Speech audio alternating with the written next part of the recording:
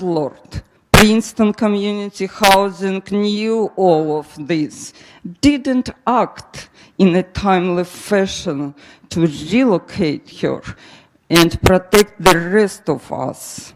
The truth is, Princeton Community Housing knew this, failed to act. The unforeseen fire happened, and now they are covering it up with grand show of caring, like putting us in a place like Sonesta for a month and then kicking us out. The truth is ugly, I know. But my life is in shambles, and I want answers from this council, because it's your job to protect the poor people of this community. This tragedy did not have to happen, and I want those responsible to held accountable. All the victims of the Griggs Farm fire deserve justice and restitution.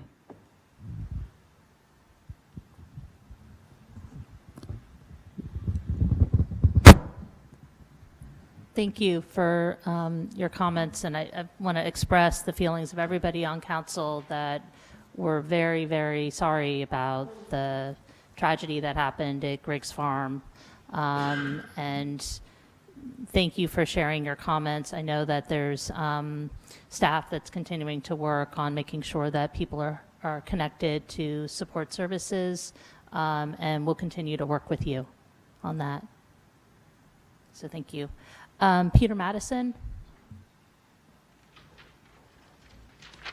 Good evening. Peter Madison. I live at 645 Snowden Lane for the last 38 years, and I was on the planning board for 13 years.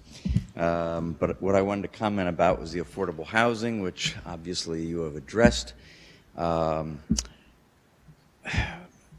think it's great that and I think we all are pleased to see that there's some resolution of this, that affordable housing is needed. It's one of the reasons why I voted in favor of Avalon Bay when I was on the planning board, because of the 56 units that were developed. However, Princeton residents have two major expenditures that we're looking at in the future. One is the Board of Education recommended approval to the schools, and of course the second is the cost of affordable housing. 20 years ago when Sawyer Park was approved, I was surprised, or perhaps dismayed, to learn that at that time, and I don't know if it has changed, that the Board of Education and the Recreation Department do not share facilities or athletic fields. So consequently, we have a whole lot of athletic fields that may or may not be used on weekends, or conversely during the week, because one group is using them and another is not. So my suggestion as a means of reducing or at least minimizing the cost of this affordable housing requirement is that these two organizations, Rec Department and the Board of Ed, start to commingle the use of their athletic and recreation facilities. And by so doing, it will then free up some of the parks that we have. And I'm specifically thinking of Community Park South, which is close to downtown and close to services. Now, what would that do for us if that park is given up?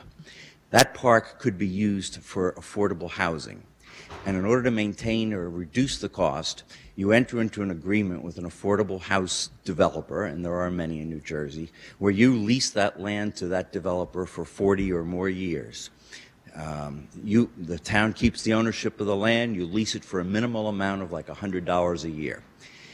So that reduces the land cost to the developer to next to nothing.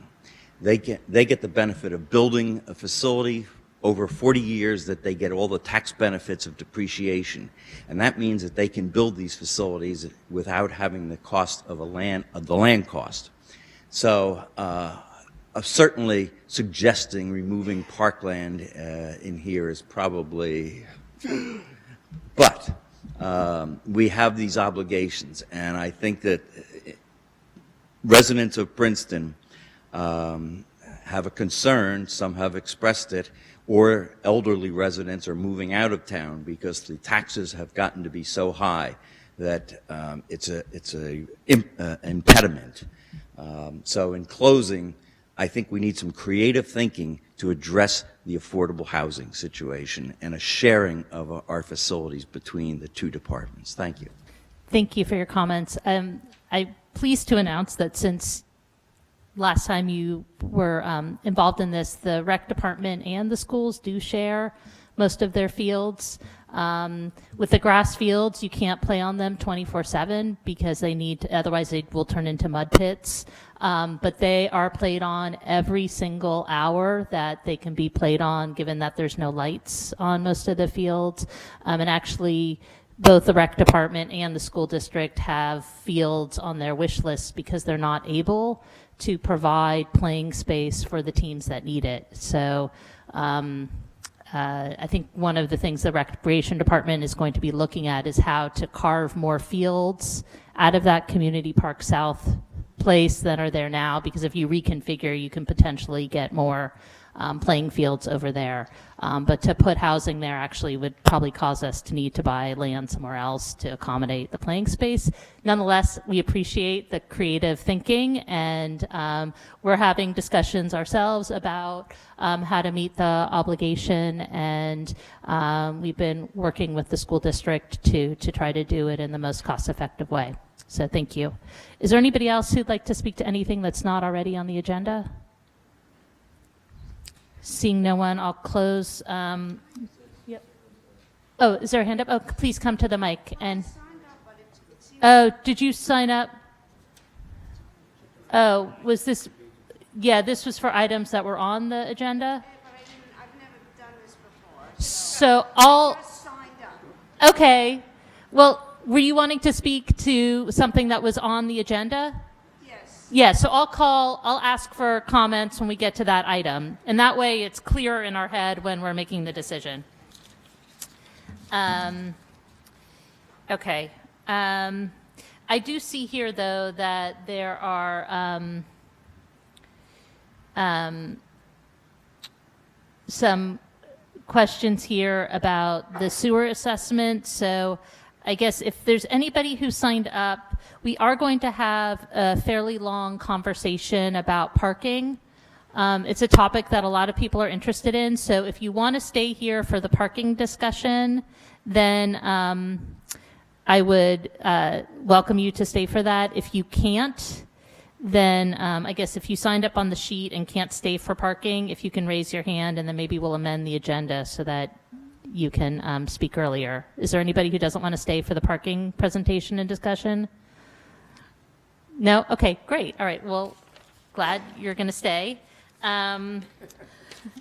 You may feel differently as we get into it.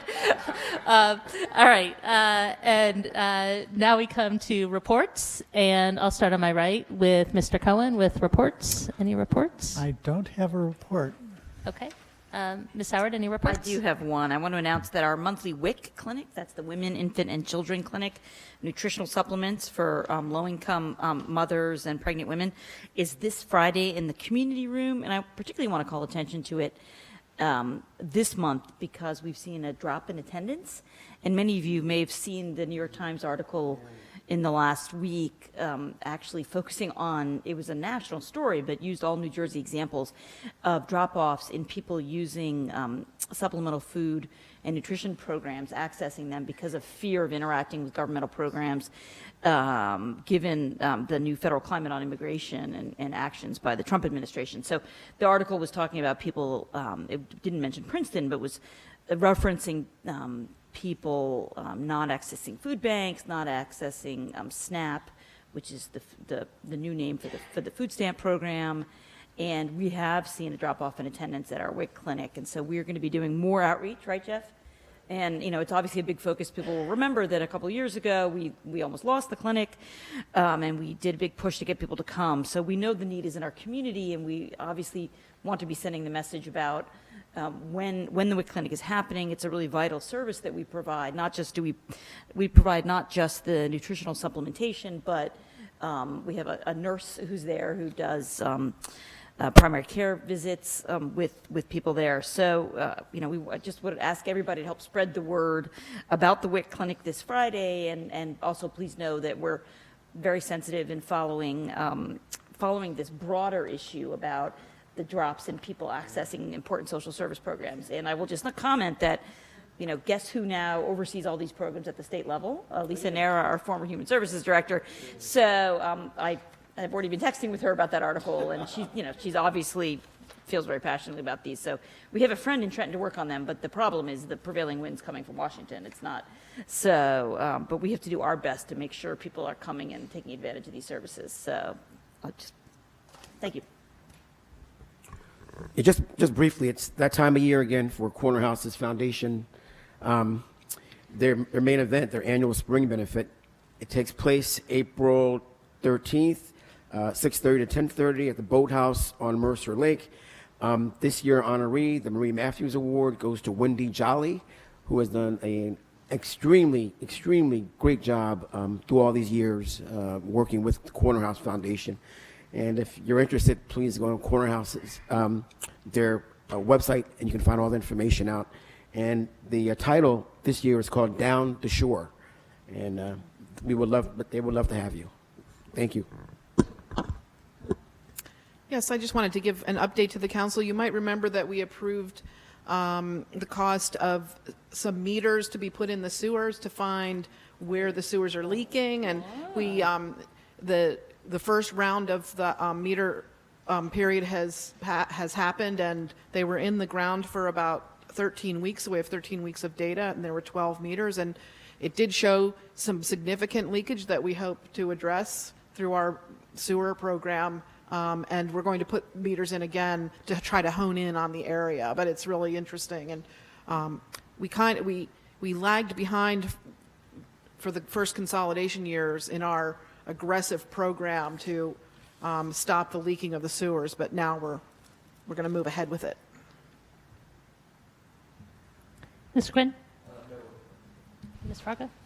Okay, I have a few reports. The first is just an update on the Bloomberg Challenge. So we have a core team of 4, and that's Jeff Grosser, Bob Huff, Gina Talt, who's from Princeton University, who runs the biodigester, the new biodigester at the university, and also Matt Wasserman, who we all know from Sustainable Princeton. So that's our team. And one of the first things we're going to be doing is doing some interviews and surveys with folks to get an understanding of what people are throwing in their compost and what people are throwing in their trash. So we're going to be putting out a call for people who aren't already in the program to be our willing guinea pigs. It's probably a nicer way to say it. But in exchange for not having to pay to be in the program, you'll agree to be part of this study. So there'll be a letter going out, and we're hoping to get some signups, and this will be the beginning of a lot of testing that we're doing between now and August when we need to reapply. Another report is I want to thank Jeff Grosser and also Christina Iliff from Access Princeton and all the staff really for the new website. If you haven't been on, I encourage you to go on. It is much more attractive than the old website, but we want to hear from you if you have trouble finding what you normally could find easily. Because we want it to be functional and not just pretty. So there's a button you can click on the front page to give us comments. So please, if you're interested, go on to princetonnj.gov and let us know what you think. And then finally, I was at a conference on Friday. It's the Smart Cities group, and they were having a conference at the Woodrow Wilson School, and there was a lot of really great information. I still need to type up my notes and share them with council, but I heard about things like, South Bend. They were the first ones to put these meters in the sewers and the success they've had, and other communities that are trying to use data, use design thinking, use some of these new methodologies to deliver city services better. And there was an interesting talk about a different way to go out for bid. And there were just there's exciting things going on, and it made me realize that it's a really great time to be a part of local government. It's where a lot of innovative thinking is going on and a lot of interesting problem solving. So I promised to type up my notes and send them around. And then this is just a final reminder to my colleagues that we still need to vote on our goals and priorities for 2018 before it's 2019. And so we really need to get those in. Some of you have done a better job than others. I won't name names. But we're hoping to have those on the agenda for the next meeting. So please talk to your boards and commissions and get those in. All right. Are there any staff reports? Yep. Mr. Shield? First, I'd like to thank the staff for their efforts over the last 10 days, and with all of the storms that we had, they did a great job well done. Next, I just wanted to give council an update. As you know, with the retirement of our municipal planner, he will be retiring in May. To just let council know, we have an RFQs out currently. We expect those back Monday, and I expect on the 26th to present the council's possible contracts to at least do the development reviews for the planning board to allow that process to continue, and then some other ones as an interim measure for filling that position. Terrific. Any other reports? No. Okay. So we'll move on then to tonight's presentations, and the first presentation is from Molly Jones and Christine Symington from Sustainable Princeton on our efforts on the Climate Action Plan.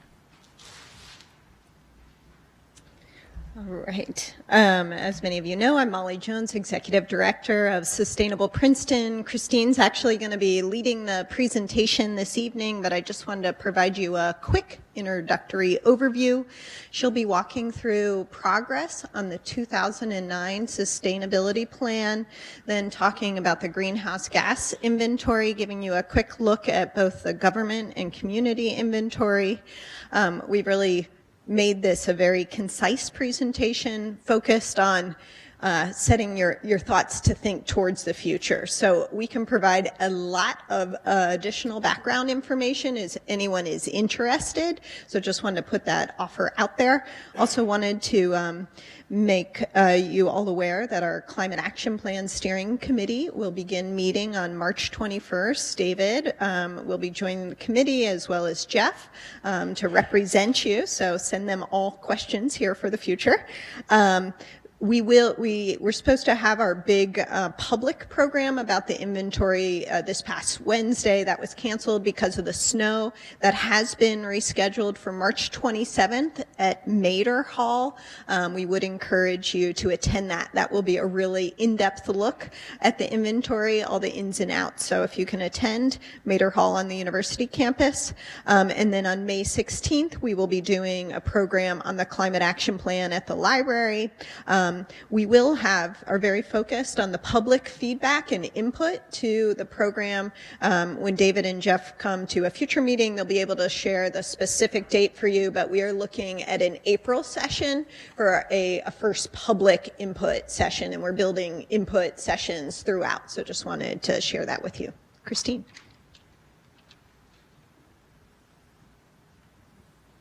Is that on? All right, just a second.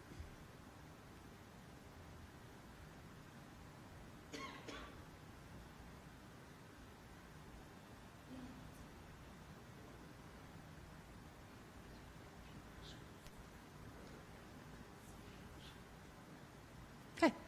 Well, thank you for giving us the opportunity to give you an update. As Molly mentioned, we had done a progress report of the 2009 Sustainability Plan. I'm not sure if you're aware, but there was a sustainability plan that was drafted and adopted by Council in 2009. And we felt that before we embarked on a climate action plan, it was important to reflect on what the town has done and some areas where there could still be some more work done. So I'm just going to go briefly through some of the goals that were in that 2009 plan and some highlights of where we think further progress can be made.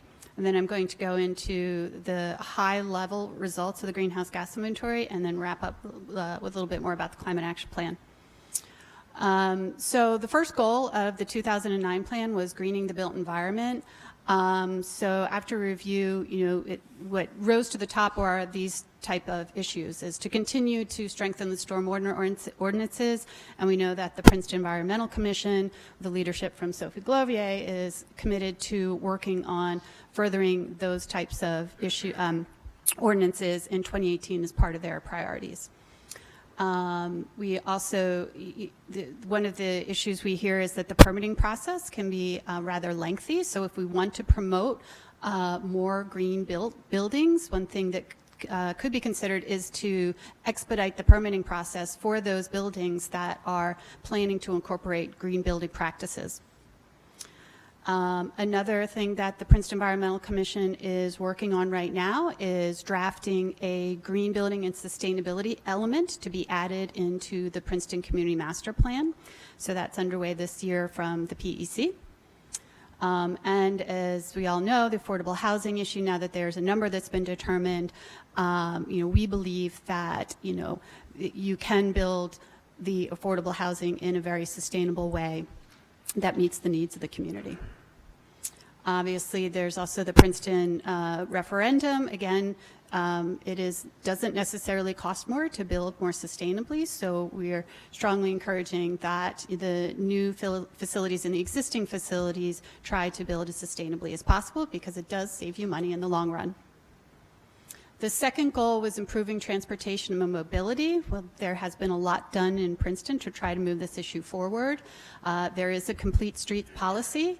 The bike mobility plan was completed and was adopted into the circulation element, and the parking study has been completed, and there are a number of recommendations. It is continuation and implementing these things are only going to help make our transportation more sustainable.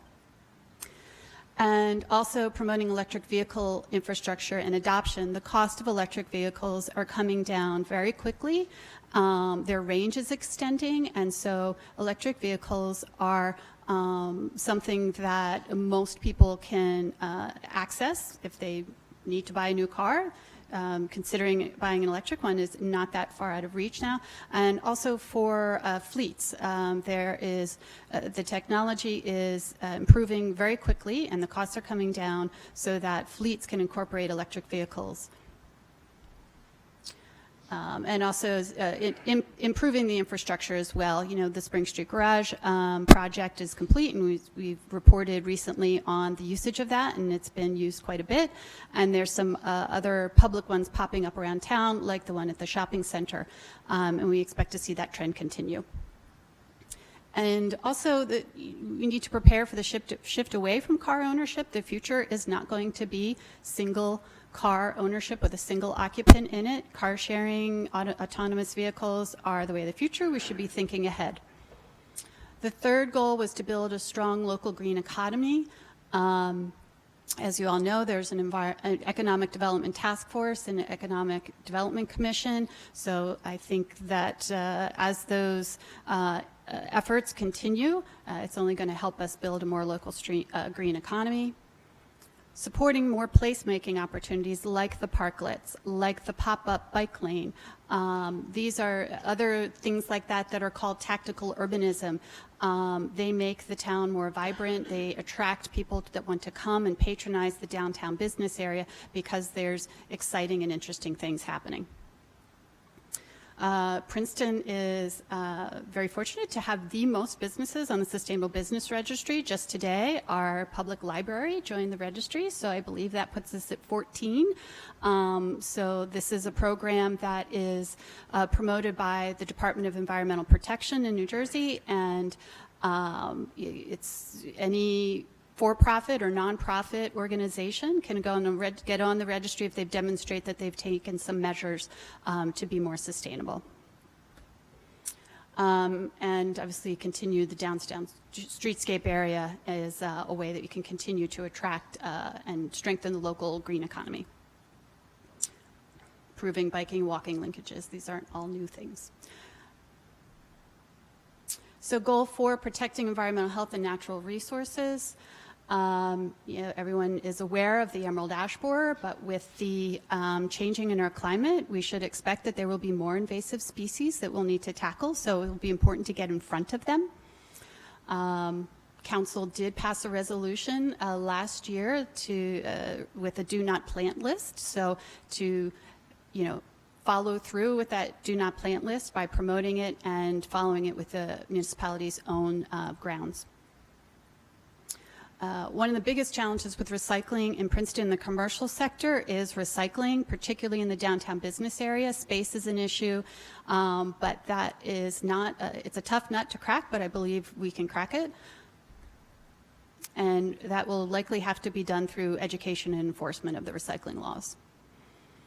Many other towns are adopting ambitious zero waste goals, so that is something that Princeton could consider along with its sustainability plan or climate action plan, is to look at some type of a zero waste goal.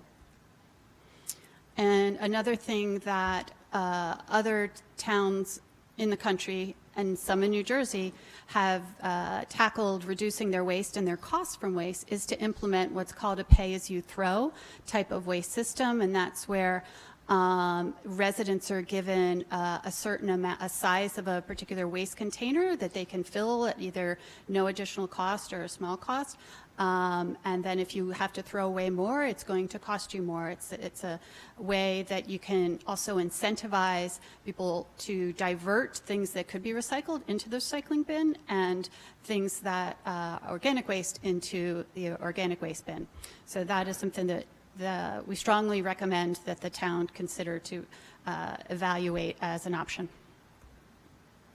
So the 5th goal was about reducing our greenhouse gas emissions and preparing for climate change. So now I'm going to move into the Climate Action Plan. In 2017, Mayor and Council put on their goals and priorities list was a Climate Action Plan.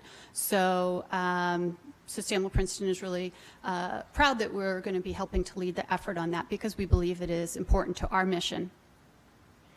A Climate Action Plan, in its most simplest terms, does 2 things. It sets strategies for reducing our greenhouse gas emissions. Those are mitigation strategies. And second, but not any less important, is resilience strategies. And that is preparing for the projected effects of climate change in our area.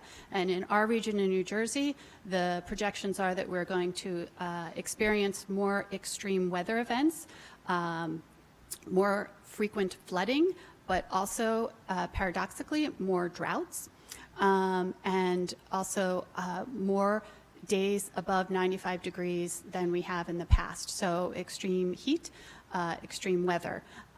So the resiliency strategies are things that will help to harden us and prepare us for those things. This is our timeline. This is the basic timeline of a climate action plan development. Where we are right now is doing that baseline inventory. And as Molly mentioned, we're going to be convening a steering committee which will oversee the process through start from finish with the goal to have a draft plan by the end of 2019 to present to Mayor and Council for adoption. So I'm going to go briefly into the results of the greenhouse gas inventory for the municipal operations. We are following a protocol that is a widely accepted and standard protocol that has been created by an organization called ICLEI. So this is what many cities and towns are using to inventory their greenhouse gas emissions. There are 2 tracks. There is the local government's track and there's the community's track. So we've collected the data to determine what the municipality's emissions are from its operations. We're starting with the baseline year of 2017. That's the most recent date where we can get complete information. The inventory is broken into a few sections. One is buildings and facilities. The second are street lights and traffic lights. Third is the vehicle fleet. Fourth is the transit fleet. And fifth is the employee commute. Here is the breakdown of what the emissions are in those sectors. The buildings and facilities is 38.2% of your greenhouse gas emissions. Street lights and traffic lights is 24.8. The vehicle fleet is 7.8, transit fleet is 1.8, and the employee commute is 27.3% of the municipality's emissions. The second track is the Princeton community. And to put this in perspective, the municipal operations is 1%, a little less than 1% of the entire community. So I want to make sure you understand the scale here.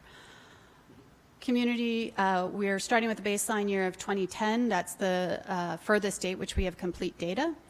The first sector for emissions is residential energy. Second is commercial energy. Third is transportation and mobile sources. Fourth is water and wastewater. And fifth is solid waste.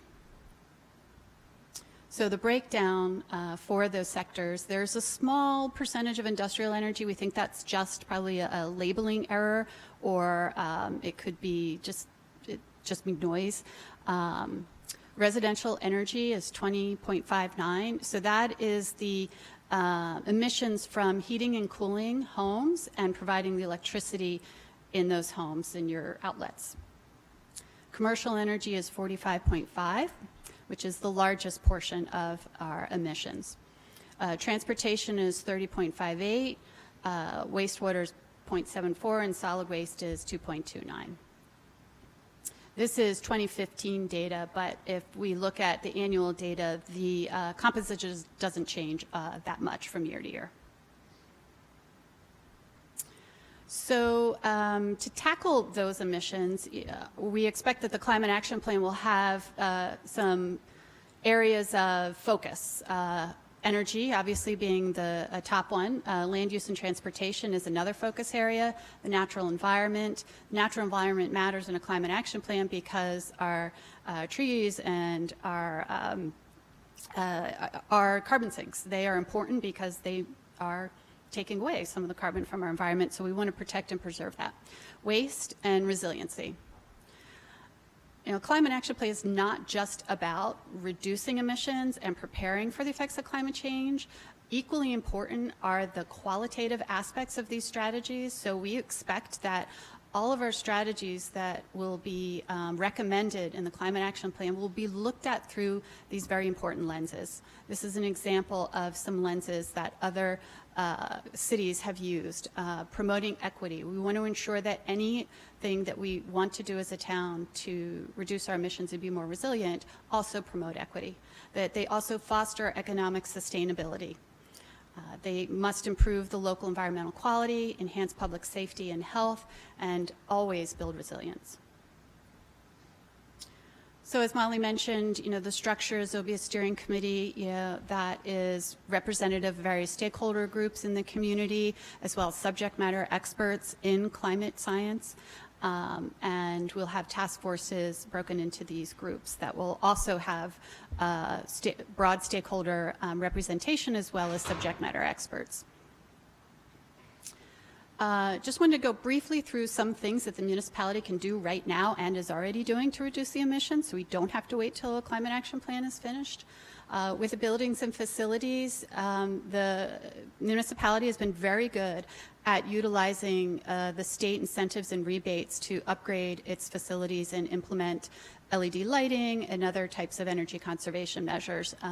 And will be, there's an application outstanding with the state to get all of its buildings audited again, and the result of those audits will make some recommendations of how the municipality can replace some equipment that needs to be replaced, but to do it with the incentives and rebates that the states provide.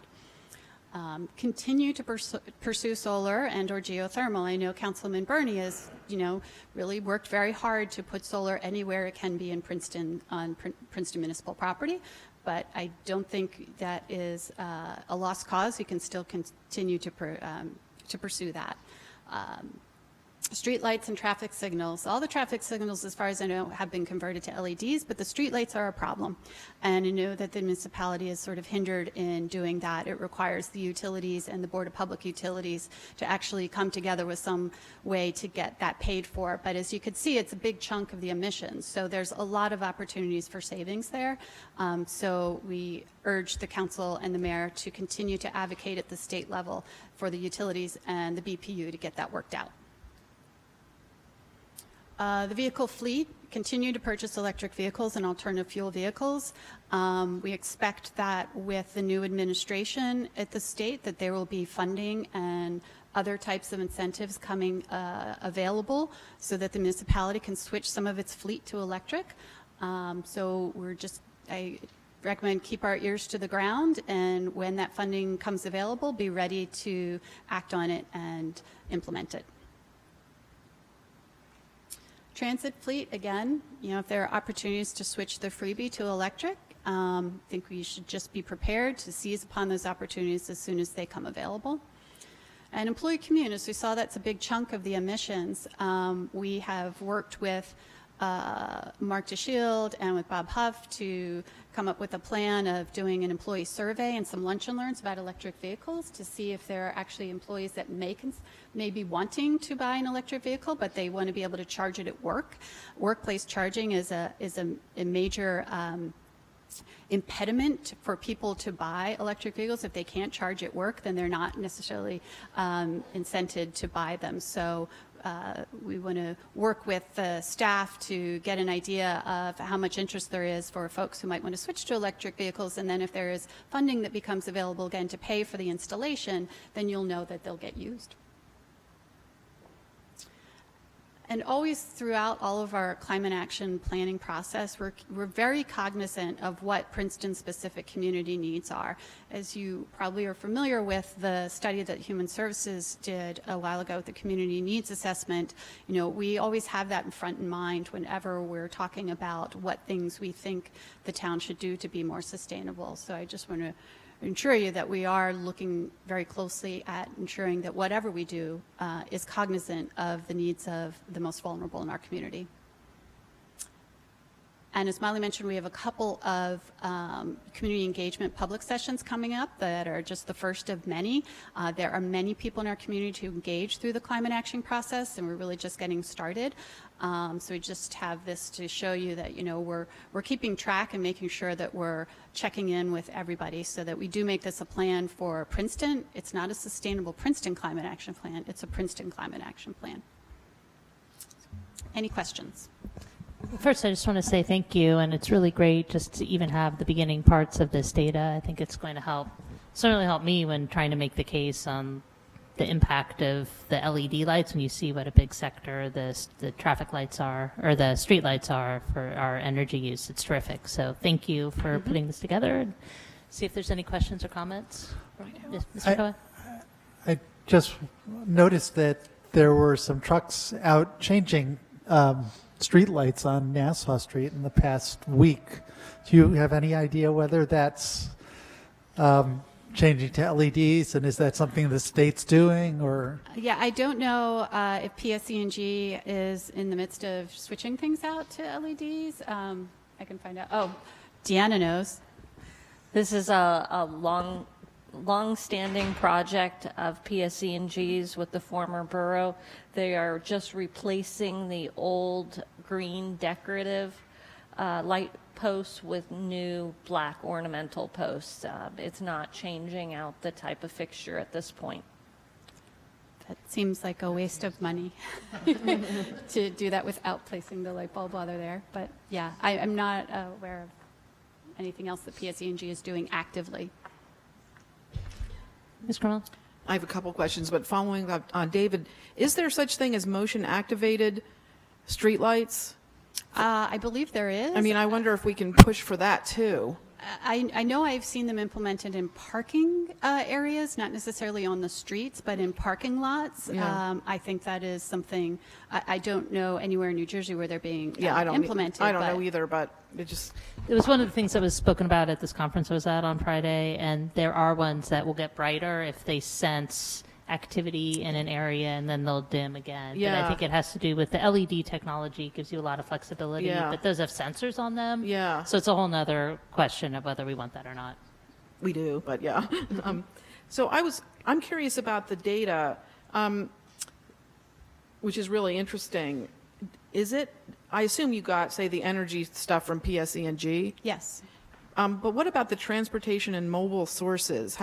That is from DVRPC, the Delaware Valley Regional Planning Commission, and we looked at different sources for transportation data, and that was what seems to be the most recommended source for data for transportation.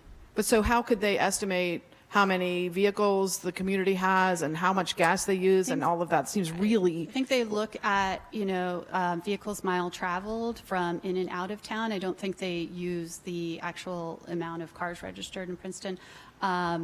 I'd just be curious about how Yeah. that was measured. It seems impossible to measure. It's, I can look Or into how it a little bit reliable more. it is, I guess, is what I'm worried about. Yeah, I mean, all data has, limitations. Yeah. And I think the consensus is that the data is good enough to use for determining what your emissions are. It does have limitations, but I can look at what their methodology is. And explain You can it. send me what they sent you. I'd just be curious. And are these measures per capita? I'm not sure I understand. So What is per it capita? based on the population, or is it irrespective of the population? So if we have more people move in and our carbon footprint is worse, I mean, are we going to blame it on, do you see what I'm saying? If you're talking about the energy usage is based on actual consumption of what the community has used. Is that what But you're is talking it, about? is it per person? I mean, are you measuring, I because can- that seems like otherwise it's not really a good measure unless it's per person, So, right? Or- yeah, so the way this particular inventory is what's called a production-based inventory, where you measure emissions from the sources of where it's generated, the electricity, the transportation. There's another way of looking at emissions, and that is what's called consumption-based. And we're also looking at that too. I didn't include it into the presentation. And that's where you look at a typical, let's say there are some tools, and they're somewhat good, but it's a sort of field where there's a lot of research being done. And how do you measure carbon emissions from a consumption point of view? So you could take, let's say, a typical Princeton resident or household of a certain size, of a household that's a certain square feet, how often they may travel, and you can get a result as to what those emissions are from that activity. So we have done a consumption-based inventory based on some assumptions of a Princeton resident. This is where it gets kind of wonky, where it's tricky because you don't want to double count emissions when you're looking at a production inventory and a consumption inventory. Does that kind of answer your question? Well, I was just wondering, if our population increases by 10%, then are we factoring that in when we measure? The inventory is at a point in time in the past of what our emissions were. The protocol that we're using is being managed in a software called ClearPath that it lets you do projections. So you could put in some projections to say, well, if our population increases by X%, what will that do to the trajectory of emissions? So you could also say, all right, if we do that, but at the same time, we're going to see an increase in solar, what does that do in the future? So the software that is being used to track this does give you that type of functionality to do projections. For the energy, but For the future. But back to the vehicle transportation, did someone measure the traffic going through? I don't know. It just seems, I guess I'm really skeptical of that data, because I don't know how you can tell which cars came from Princeton and which came from a new big development in Montgomery, or that a big shopping center closed somewhere. I just wonder, but maybe it doesn't matter. I think it's worth worrying about. The most relevant recent experience we had was with the demographer, right, who was making population projections for us that turned out to be completely wrong a year into the projection. Every study like this based on assumptions and modeling, statistical assumptions. They're not going out there and, interviewing every employer and seeing how far every employer's employees drive and stuff like that. They're making assumptions. And so you're right. I mean, it's, Well, so my question might be, well, what good is it then if it's based on assumptions? might that be your question, or is that my your question? Yeah, I guess that is my question. It's a good question. Yeah. I can say when you look at the state and you look at other cities and what their emission profiles are, it's pretty reflective of what others are. So they're probably using the same sort of assumptions, but that portion that is transportation is pretty common. Right. I mean, just if we all bought electric cars, if we had a huge number of our residents decide to buy electric cars, I feel like in that model it won't show. We've actually been able to get data of how many electric vehicles are registered in Princeton and have pulled that out of the transportation data, so we are accounting for those. Mr. Quinn, do you have a question? That's a good segue. Thank you, Council President Crummell. Under the low-hanging fruit slide 15, vehicle fleet, purchase more electric and alternative fuel vehicles. Could you talk about the state purchase process that really sort of makes that very difficult now, and do we have hope now that there's a new eco-sensitive administration in Trenton, whether that'll change? It's my understanding from the BPU that perhaps sometime this year there will be electric vehicles on the state contract, so it will make purchasing easier for local governments because there will be some options on there. And there's also been a tool that was developed for local governments to compare the total cost for an electric vehicle versus a traditional internal combustion vehicle. When you take into account the fuel savings and the maintenance savings over the life of the vehicle. So you can do some side-by-side comparison. So if, for example, there was something on the state contract where the actual price to purchase was higher than a comparable internal combustion engine, you could do the analysis to say, well, it'll actually save you money over time because you don't really, the cost you pay to charge it is considerably less than your fuel, and the maintenance costs are considerably less. So over the life of the vehicle, you save money. So there are tools and hopefully some changes happening this year that will make it easier for local governments to justify switching to electric cars or vehicles. Thank you, and thank you for all the work that Sustainable Princeton is doing on this effort. You're welcome. Thank you. And I'll echo that. Thank you. Just one quick question.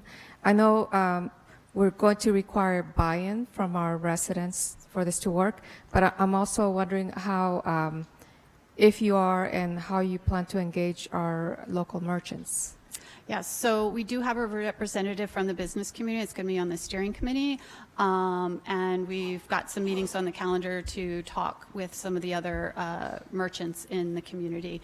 Mayor Limpert mentioned the Tiger Challenge group. Last summer, we had a mentor group that worked with the students to we gave them the question, if we were going to create a climate action plan, how do we do it so it's successful? And John Marshall and Peter Crowley of the PMA and the Princeton Regional Chamber of Commerce, respectively, were part of that mentor group. So we've done some work already, but there is still more work to do to engage the local retail business. Okay. Thank you. Great, thanks. And I noticed one of the community partners that you plan to engage are the boards and commissions. So I guess as the next step, you'll be getting in touch with us to help you connect with the chairs and get you on calendars for the different commission meetings. Yes, yes, we Okay, will. terrific. All right, well, thank you so much. This is a welcome. great start. Thank you. Okay. Next presentation this evening is from Princeton University on their electrical duct bank project, which you can explain and is scheduled. It's not with ducts, but with we'll let you know what ducts. it's about. So, well, we're making a change here with technology. I Thank you for your time this evening. Recently, we met with Deanna and Jack West about an upcoming infrastructure project that the university is engaging in, and they had asked for us to come this evening to give you all an update about the traffic impacts that will occur due to the infrastructure, which is installation of duct banks. I brought my expert, Bill Bowsmith, who is our Associate Director of Design and Construction at Princeton University, because he is much better informed to be able to explain this to you. So I am going to forward the slides, and Bill is going to explain it to you. So I'll invite Bill up now, and it looks like we're going to pull up the PowerPoint.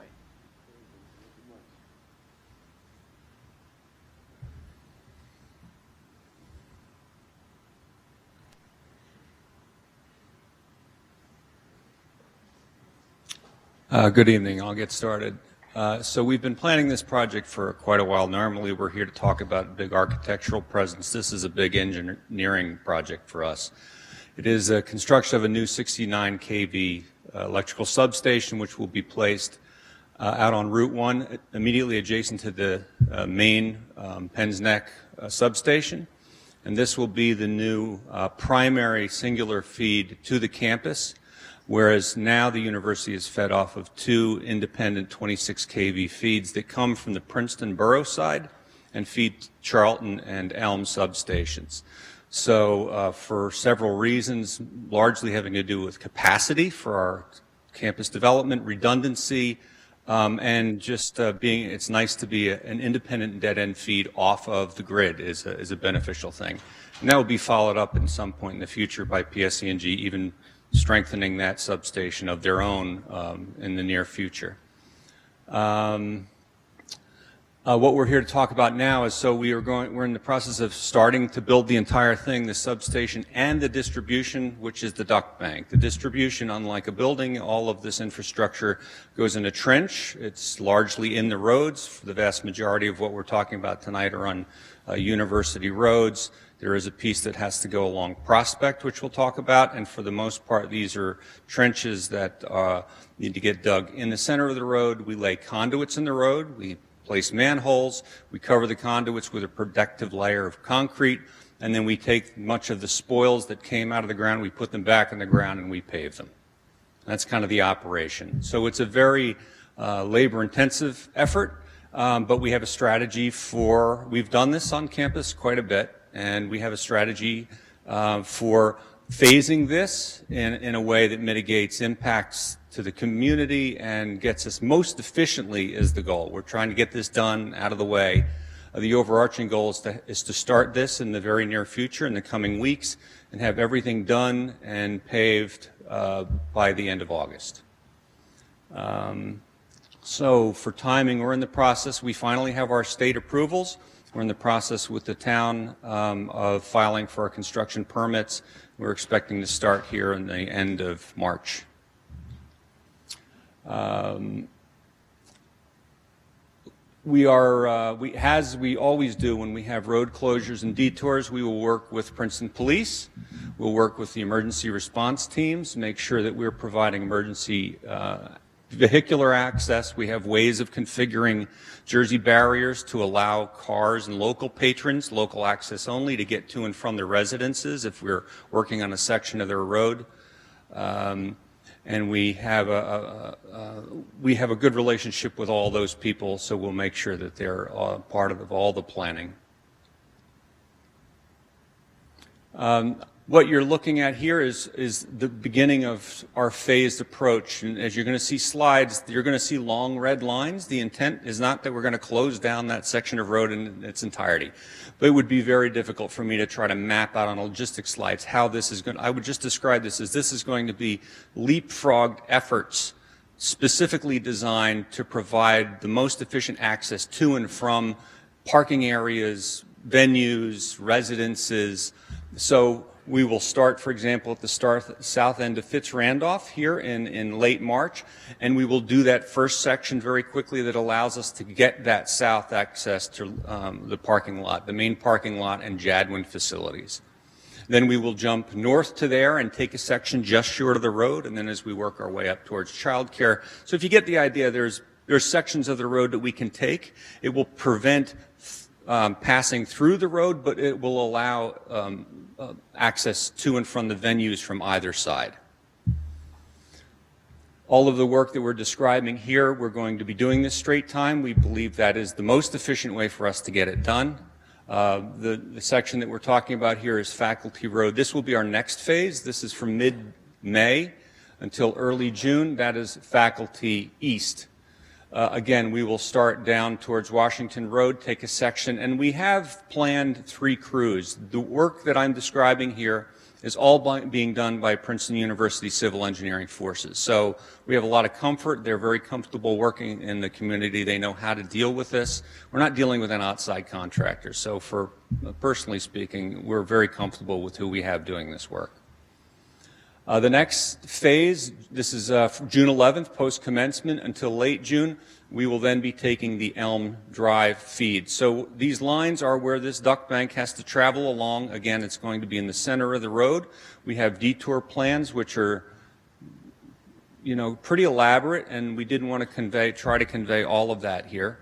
But it will going up Elm Road, and in the end at the top left of the screen, that is the Elm substation. So that is one of the substations that is currently fed from a 26 kV feed from the Princeton side. When this connection is all done and the West Windsor substation is energized, we will be basically cutting the feed to that Princeton side. This section here in blue is standing out for a reason. It has been our experience that this is one of the sections where a straight time and normal working hour detour is not feasible. It's too difficult to detour. We've been through this before when we did Lakeside Apartments, so we're sticking with the same protocol, and we will be doing that on off hours. And that's it. Any questions? Mr. Cohen? I was curious, the fact that you're removing the campus loads from the borough side, does that sort of free up capacity for the community? Yeah, I'll start by saying beneficial? I would defer the specifics of that to PSE&G. It is my understanding that we are removing ourselves from the load on the Princeton side of the grid, and we're placing ourselves directly off of Penn's Neck. I don't know for certain what portion, if any, of the loads feeding Princeton is off of Penn's Neck, but what I can say is we're taking ourselves off of those feeds, and we have a dedicated home run by building our substation. Similarly, so when you make the switch, is that going to affect your neighbors' electricity, the non-university neighbors? So when you're turning off the old one and turning on the new one, will it affect? Not at all. No, that switchover is done. These are PSE&G manholes. They're the only ones that go in those manholes to do that switchover. And what we're doing is we're bringing the feeds in to connect, and only when we're ready to fire it up, they come in and disconnect us. So there's no impact outward to the Princeton side. We're simply flipping the switch off, and we no longer tap off of the Princeton side of the grid. Yeah, thanks. We'll remember that you said that. Okay, I'm sure. Any other question? Mr. Cohen, do you have another question? It's kind of wonky, but I think you mentioned that the duck bank goes down the middle of the road when it's installed. Is that to avoid other utilities, which tend to be on one side or the other? In many of the cases, it's to avoid plantings and trees, and that's the least impactful place that we can do it. I wish I could say that we are avoiding utilities. There's utilities in the road, but we really think that it's the best place for any future development. It's the place where we have the least impact on any of the plantings and the landscaping. We're in the process right now of scanning and doing survey in the streets to make sure before we get into this that we know where everything is, that we know rock elevations. So we're doing our homework now before we do any digging. Okay. Any other questions? Okay. Thank you very much. We appreciate you Thanks. coming in and letting us know this is going to happen. You're welcome. That's it. And did you say when in March this was happening? End of March, so we Oh, need to get our permits. Okay. And I wanted to mention, so a number of people have asked my office, you've seen, if you go out Harrison Street and you see dirt moving in the fields, that's the preparation work for the installation of this new substation, which You've probably gone by it a million times and maybe never noticed it, but there is a PSE&G substation right next to where Eden Institute used to be.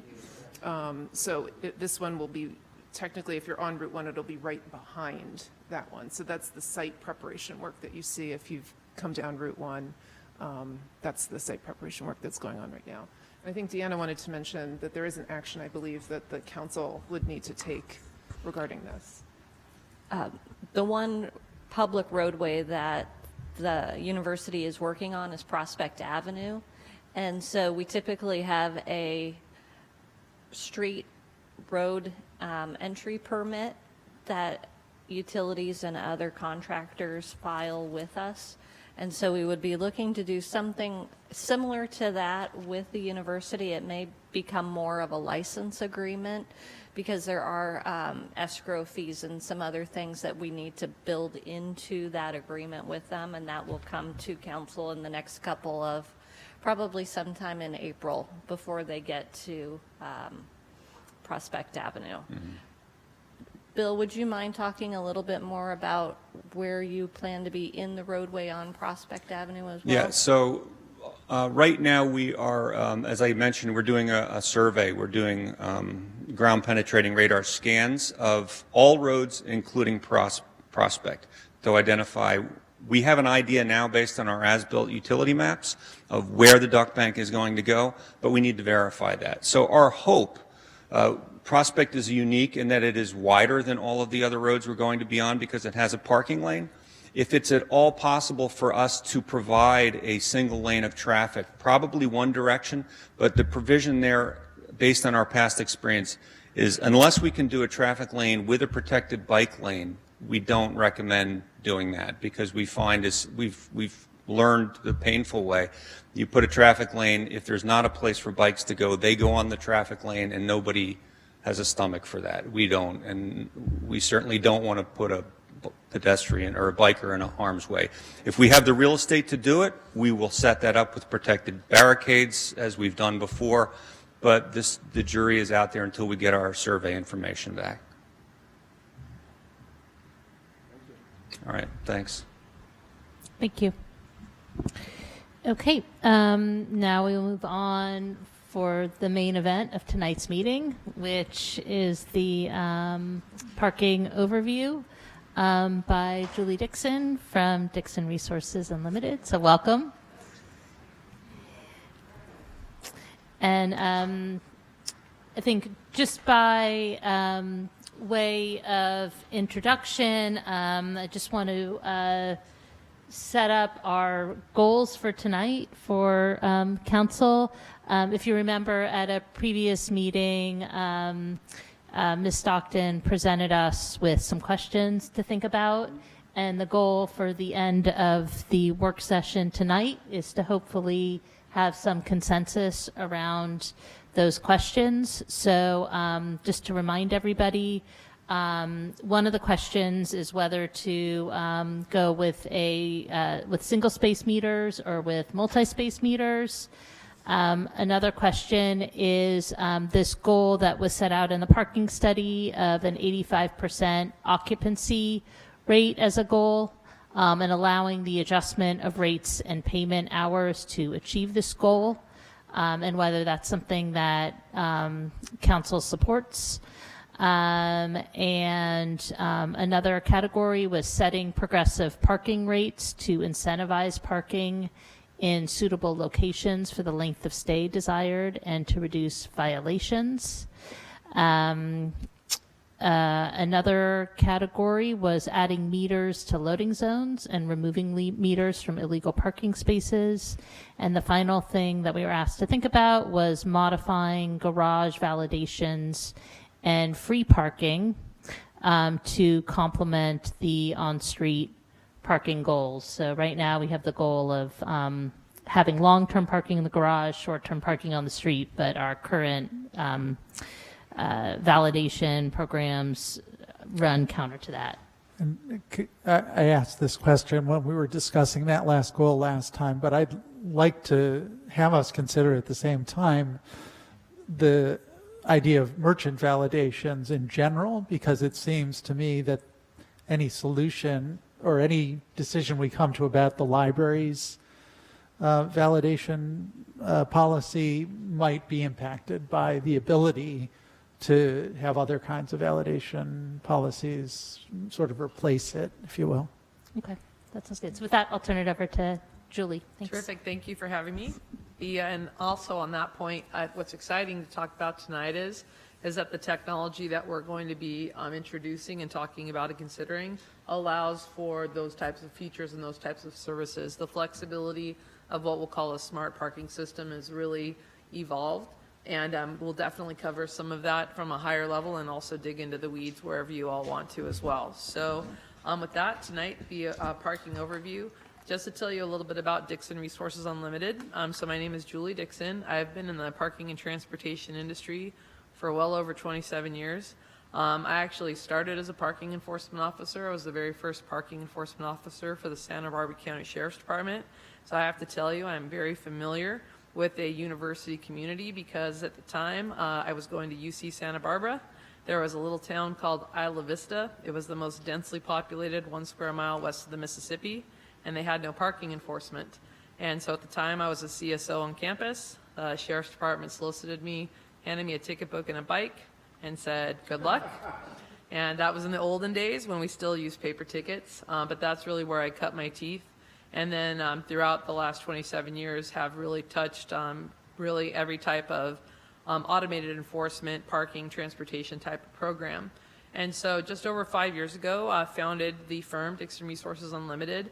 And you can see this is just a sampling of some of the projects and some of the customer sites that we've actually worked with.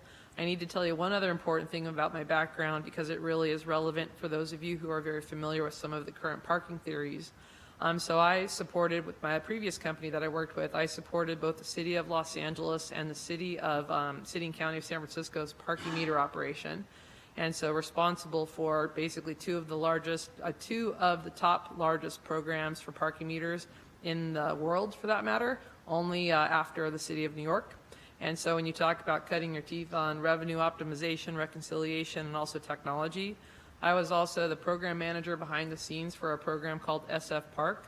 For those of you who aren't familiar with SF Park, it was the first federally funded program for congestion mitigation. And so it started out as a $20 million sandbox of federal funds that turned into about a $56 million project. And I was basically the gatekeeper. If you had a technology that you said could improve parking and improve congestion, you basically had to go through me to get into the city to basically pilot your technology. That's actually what stemmed when SF Park finished, how I ended up starting the firm, because a lot of cities were interested in the solutions that we did in San Francisco, and that's what you see basically in front of you. So we travel the country and helping with municipalities like yours when it comes to improving your overall parking program and looking for improvements and overall optimization. And so that's really become kind of our specialty over these last few years, is really being able to focus on implementing those solutions and really setting you on what we like to call your parking solution roadmap. You've already highlighted a lot of those objectives, and with the parking study that you just completed, being able to help implement those solutions is really what we're here to hopefully help do. And one of the things that we really look for is really about those realistic implementations and solutions of how we can make this work in a community like yours. There really are no cookie cutter solutions. There's some ideas, but we really have to make sure that this is a fit for your community. And also importantly, is something that's going to last, is that we want to make sure that we're building the foundation of a solution that can be added onto. There's a lot of technology out there, and we don't want to put you into a closed system. We want to make sure that it's modular so that when the next great thing comes along, whether it be Uber or Lyft or whatever the next big thing is, we want to make sure that you're a community that can adapt and grow with that. And so one of the things when we ever talk about parking solutions, and I really want to emphasize this, is that the transformation of parking in our industry right now, parking really means customer service. And I say that, and sometimes people kind of chuckle at me, but the fact is that usually a visitor or resident, their first and last impression of Princeton is parking. And so we want to make sure that that's a positive experience. And so it's really important when we talk about the tools that we're introducing, is that not only are we talking about how easy it is to manage for your municipal staff, but also how easy it is to use for your end user, your customers. And so everything that we do and consider, whether it be validations, whether it be single space meters, mobile payment solutions, all of those factors have to come into play. And really important is that you don't do everything at once. I'd love to come in here and say rip the Band-Aid and make it all happen tomorrow, but the fact of the matter is that the program's been operating for a long time the way that it has, and in order for you to be successful, you need to gradually implement it. And there's a big outreach campaign in everything and anything you do when it comes to implementing parking solutions. There's a level of transparency that is mandated when you're introducing these types of solutions because you want people to be compliant. That's the whole purpose of why you have parking regulations and why we're introducing the technology that's out there. If we could have 100% compliance, I have to tell you, you guys will be the headline news all across the world because of the fact that that would be the ideal solution. And that's really what we're looking for. But I also want to highlight too that's important when we start to talk about this technology is that parking technology can be expensive. We're talking about putting little smart computers out on your roadsides, sometimes in every single space or maybe in pay stations. And these are things that we want to make sure that we're strategically investing in the right technology that is going to support, you hear a lot about autonomous vehicles or electric vehicles, things like that, so that it's really tying into that overall solution. So when I talk about doing things incrementally, it's also strategic too, because as you start to implement the solution, you might actually have, in some cases, what's called a spillover effect. While you start to impact a new change or a new policy, you might identify a new issue or a new problem. And we want to make sure that we're putting in an adaptive solution that can basically be pliable and able to adjust to the needs of your community. And it's important, before we start to talk about occupancy, that when we talk about parking solutions, we really want to focus too on alternatives. What can we do to get people out of their cars? What can we do to get people into car sharing or carpooling or whatever the case may be? Being able to promote transit. And so something that's very positive when we talk about the industry today is motivating incentives and incentive-like solutions. Things that you can do to motivate people to take the bus systems or take the train systems, and maybe they earn credits for free parking. I have to tell you, nothing goes over more than the term free parking. And we worked in a project recently in Park City, Utah, where the community was actually offered cash to not drive into the downtown area. And I have to tell you that it wasn't cash that they wanted.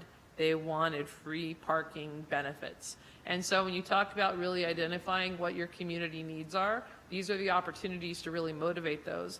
I also have to highlight the fact that when you talk about these ride-sharing programs, Uber and Lyft work very cooperatively in most cases with municipalities in trying to identify first mile, last mile solutions.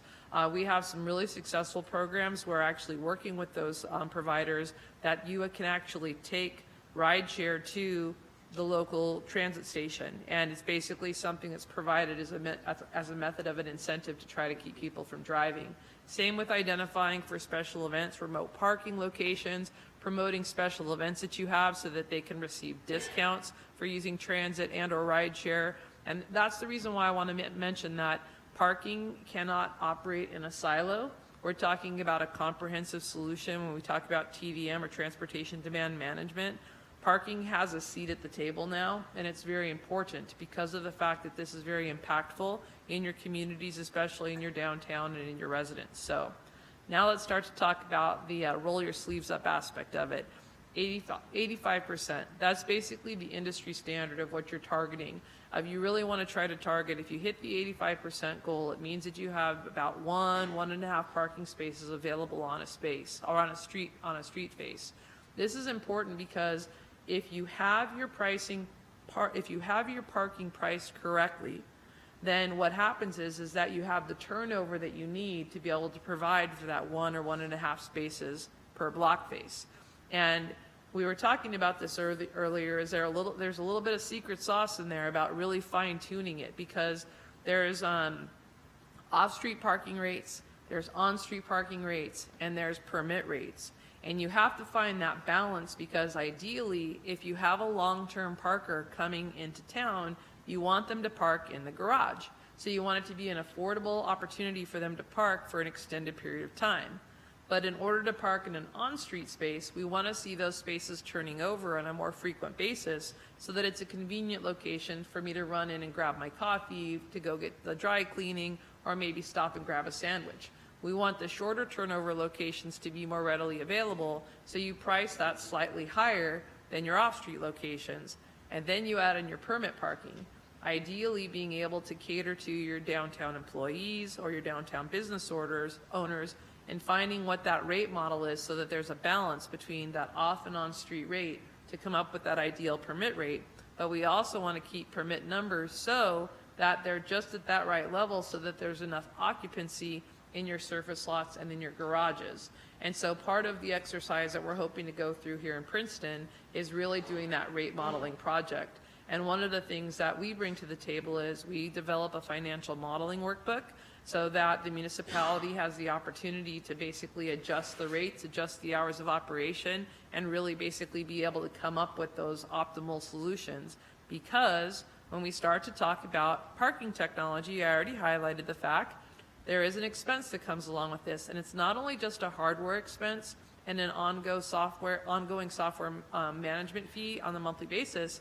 You also have maintenance costs, you have signage costs, you have revenue reconciliation costs, collecting the monies, counting the monies, etc.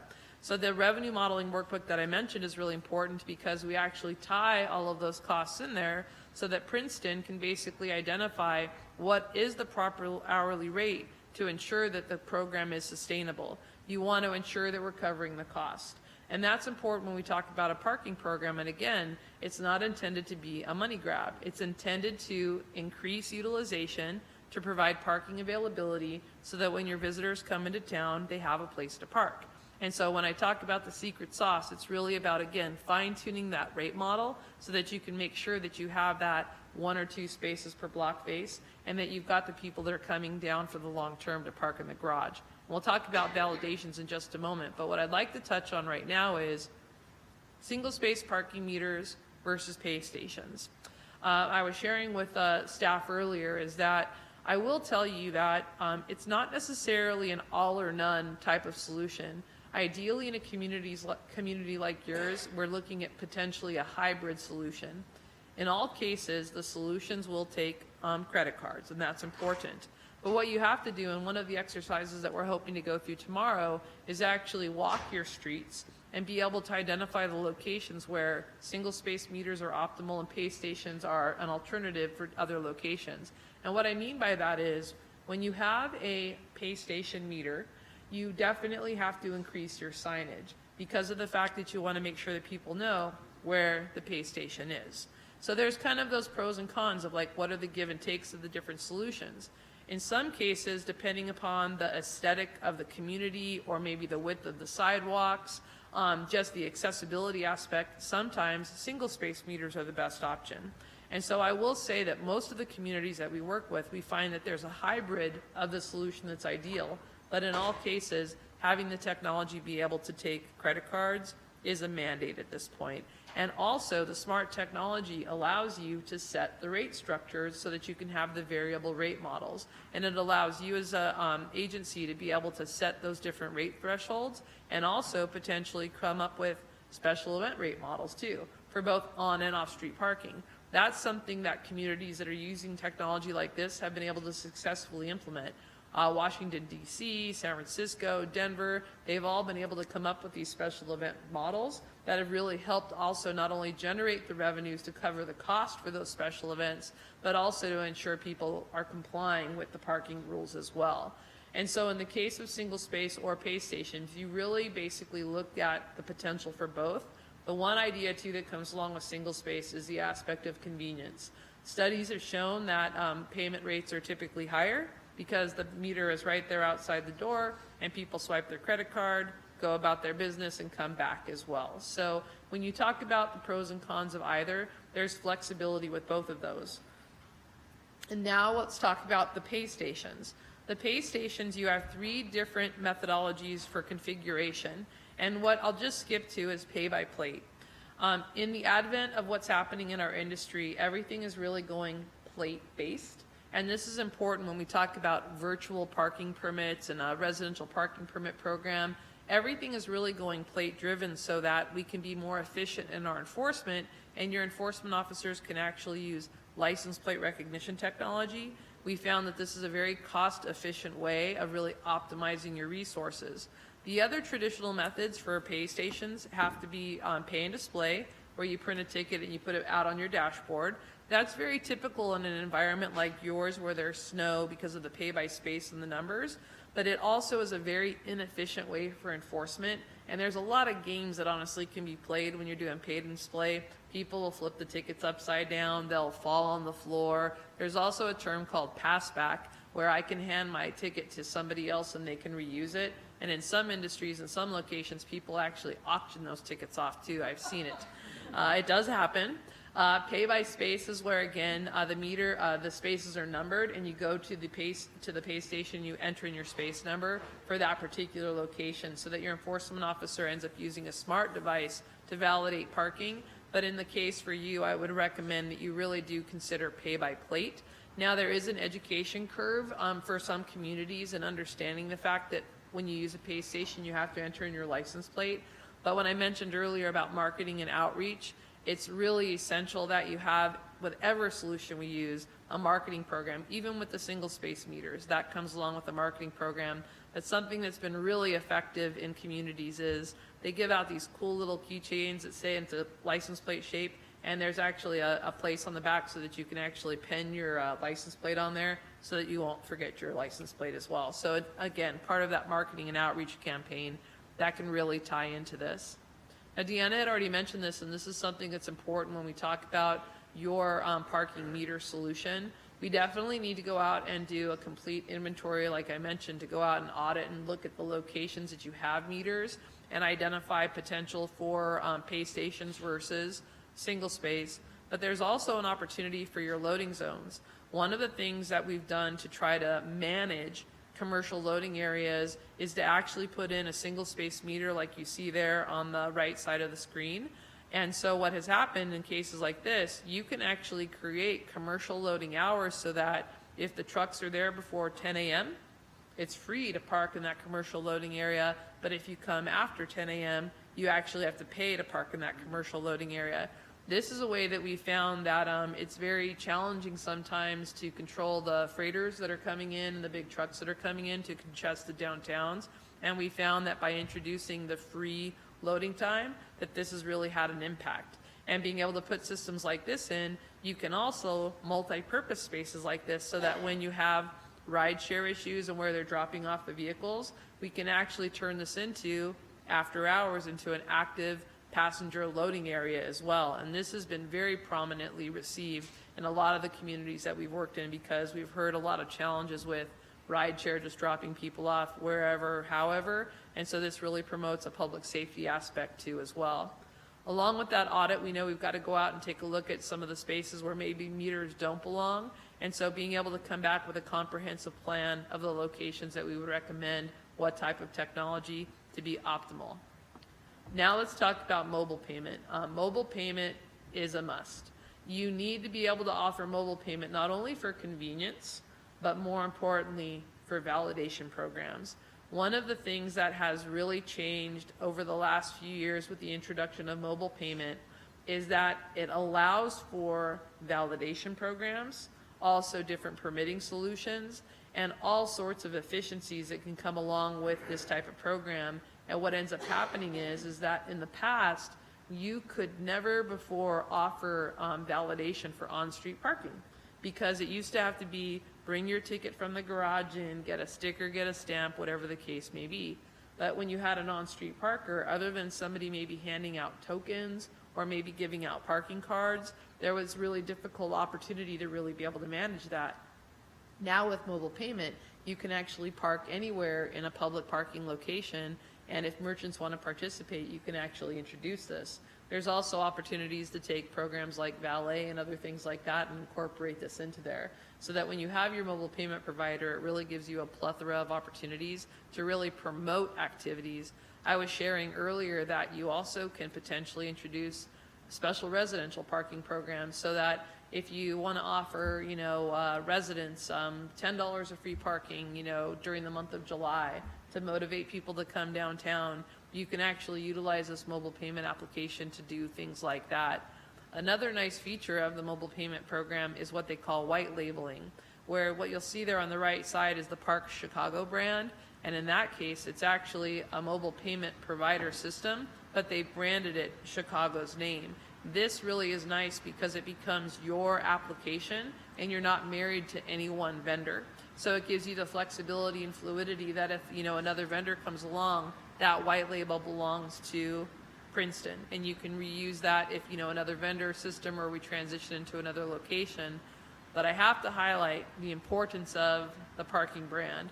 We're going to talk a little bit about wayfinding today, and one of the things that I think is really essential, and people laugh at me when I talk about a parking brand, but when I talk about that whole customer service message, you know, we want people to be able to find parking. It needs to be easy.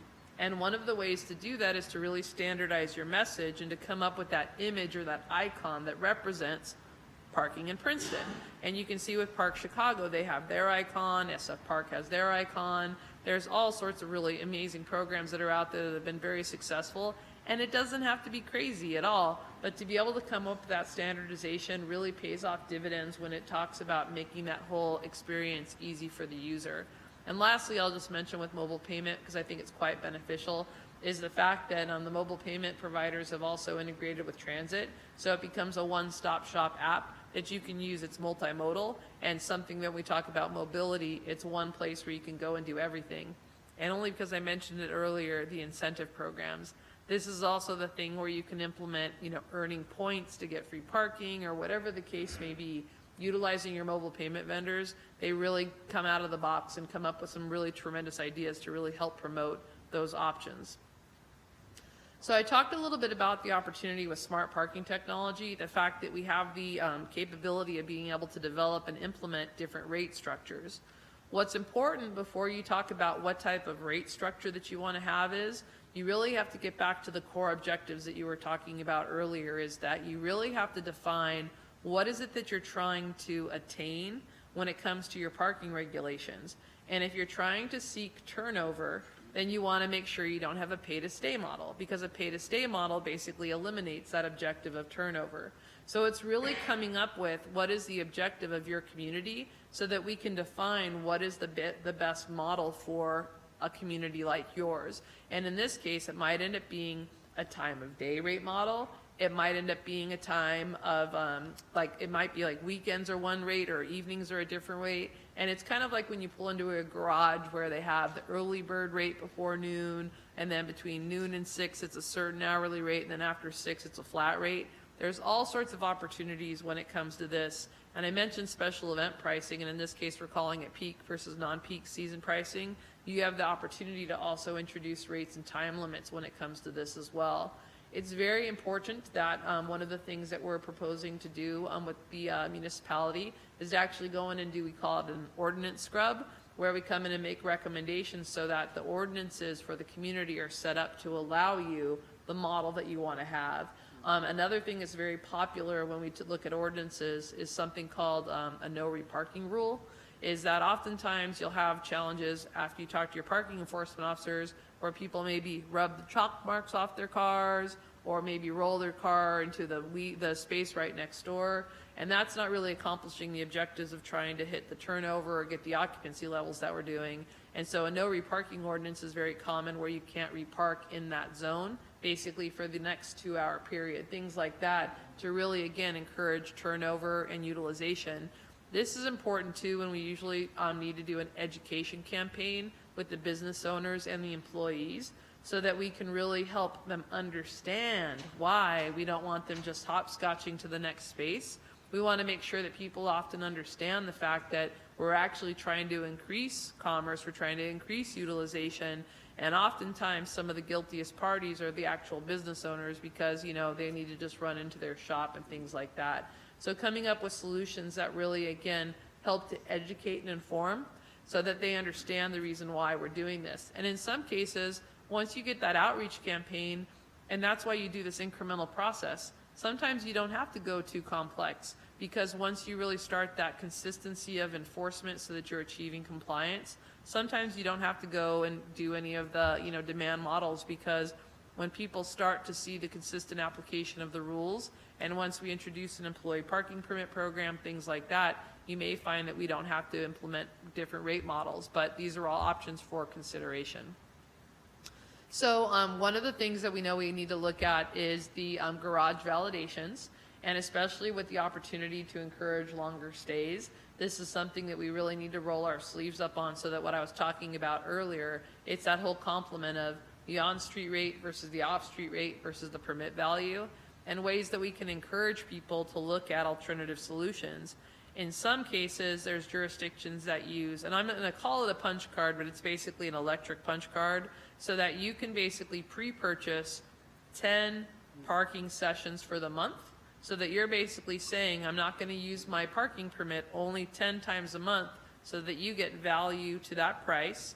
And then what ends up happening is you kind of punch the card every time you go into the garage location, and that there's different incentives and rewards that can be offered to people like that, including different, whatever promos or things like that. It might end up being getting a, free coffee or whatever the types of things that local merchants might want to participate in. And this is really important when we start to talk about validations and incentives. One of the challenges that we have, and I'll just share, I don't know enough about the library program yet, but I face library validation in a lot of the communities that I work in. And what ends up happening, just like the local movie theater where you can get your card stamped, you find people going in to use the bathroom to get their card stamped. And oftentimes that does happen at the library too. Not to know that that happens here, but we found that this is a consistent challenge. So what we want to do is make sure that we put the library in a successful position so that we can make sure that patrons have access, but we just want to make sure that people aren't just abusing the parking privileges and going in there and getting their card stamped or getting tickets or whatever the case may be. And there's a lot of really impressive things that have been done with technology, even tying, and I'm not saying that this is the solution here, but even tying the parking validation to a library card. I mean, there's pretty cool things that can be done now. I mean, when you talk about technology, and so we really need to, again, roll our sleeves up when it comes to that validation need. And really, we were sharing earlier, we really have to identify what is the challenge so that we can make sure that we develop the solution that's right for Princeton. Again, having the experiences that we have, we take those lessons learned and bring them here and make sure that the solution is a good fit here. The last point on this slide has to do with citation penalties. You'll always hear me talking about compliance, and it's something that citations are typically, a necessity when it comes to parking. But if we can, again, achieve that goal of compliance, it's ideal. But one of the ways that you sometimes have to achieve that is you have to make sure that your citation penalties are set in a way to encourage compliance. And I'll use the example of a community in the Northwest that we worked with, that it was actually cheaper for the person to get a parking citation than it was to pay the daily maximum for the fine, or for the fee. And because they didn't have enough parking enforcement officers, it was worth the dice throw that if I got a ticket, who cares? I was actually saving money, and the chances of me getting a parking ticket were little to none. So, and I'm not saying that that's the case here, but we know that you have to make sure to effectively balance the cost of the penalty, and that goes back into that secret sauce. On-street, off-street permit, penalty. You've got to make sure everything is holistic and comprehensive so that there is a balance to the overall program. I touched on wayfinding briefly, but again, making sure that parking is clear and delineated. One of the things that I found in just a couple of times that I visited so far is that some of your private parking locations are branded public parking, municipal parking, and it was confusing to me as a parking professional and to not understand, what that basically means. And so one of the things that's been successful in some of the communities we've worked with is you establish this parking brand, and that you as a private operator can participate, but there's a certain checklist of things that you have to actually participate in order to be on the city website or to be able to use our parking brand. And this is something that's important because the parking experience that a user has, when they park in a location that says municipal parking or public parking, they're equating that with Princeton.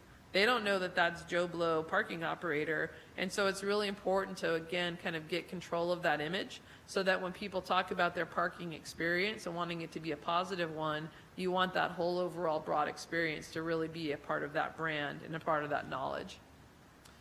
Signage is key. This is an example for SDOT for Seattle.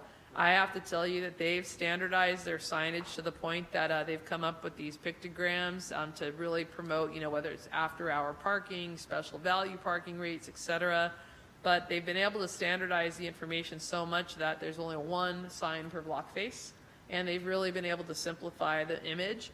And so that's one of the things that we want to talk about, being able to simplify that, because when I talked about the pay stations earlier, we don't want to have a sign every, 2 feet. We really want to simplify the message. We want to have a clean aesthetic so that it really does blend in with the community, but also enough that people can recognize that and understand what it's all about. So when we start to talk about wayfinding and the whole brand, this is an example for Boulder Park, and you might have seen this before when Nelson Nygaard was here, but it's a really great iconic image of a clean parking experience. And when you talk about, going into that garage, it's open, it's welcome, come on in. And they do everything from the aesthetic of that rock that's there. It's all part of the natural landscape so that the signage really fits in. And we work with different wayfinding professionals to make sure that the solution is really customized for your community so that the aesthetic really fits in. And it's also important when we talk about open versus 500 spaces. I, as a woman driving around, if I see a garage that has 500 spaces, what does that mean to me? How big is that garage? Do I really want to park somewhere that has 500 spaces in it? Rather than open, come on in. It's kind of, again, part of that whole message. And again, that whole lighted, clean experience. So we've talked a little bit about enforcement, and being able to bring automation to enforcement is key. It's also a customer convenience tool so that, if people are trying to obtain information about their parking experience, they actually can get it in real time. Some of the other nice things that come along with some of the automated enforcement devices for parking is, I mentioned, license plate recognition technology, or LPR. Now, sometimes I hear concerns about Big Brother and you're watching me, you're tracking me everywhere I go. I have to tell you the data is not retained for those purposes, and in fact, the only information that's captured is the license plate as a permit number, and it's used for time parking. We can identify what are called scofflaws, people with unpaid citations. You can validate parking for the pay-by-plate solution, as well as the digital permits. And so that's why when I mentioned earlier that there's 3 different configurations for pay stations, really going to pay-by-plate is the best option, because this is the direction our industry is going in, and basically everything being plate-based. Because the license plate is unique to the car, and it basically becomes the permit number for the vehicle as well. So we do encourage that. I do want to highlight that LPR is about roughly $60,000 all in for the solution, not including the vehicle. But when you talk about that technology that basically lasts for a number of years, you typically can save on staffing resources too, because of the amount of ground that the LPR technology can cover. So speaking about staffing, I talked about a customer service and parking. I didn't get too many chuckles, so I'm getting that you guys understand where I'm going. So we've actually changed the moniker for a parking enforcement officer. We actually call them parking ambassadors. And what we really want them to be out there is educating people, to educate and inform, because the objective is compliance. We have some communities where the enforcement officer or ambassador goes into the coffee shop and says, hey everybody, I'm about to head down Main Street, so that everybody skedaddles and goes out there and pays their meter, because that's really what we're trying to achieve. Hopefully that opportunity lessens so that the person doesn't have to keep going to the coffee shop every morning. But let's talk about that user experience. What a positive that is, right? Hey man, the municipality of Princeton cut me a break today. The parking enforcement officer let me go and pay my meter. And so this is really important too, because your ambassadors, we need to recognize, are out there on the street. Oftentimes, they can be the only point of contact for some of our visitors. So you want to make sure that they have that customer service training and that they become information representatives for the community. They're another set of eyes and ears for law enforcement, for the city. They can report things in your See-Click Fix, app, that they can report, potholes and whatever else they see out there. And this is definitely not what I have to say is, a baseline minimum wage job anymore, because of the fact that you really want somebody who is savvy and who can, diffuse the situation and who is an excellent representative for the community and, has a solid head on their shoulders too, so that they can definitely communicate and share the message and encourage compliance.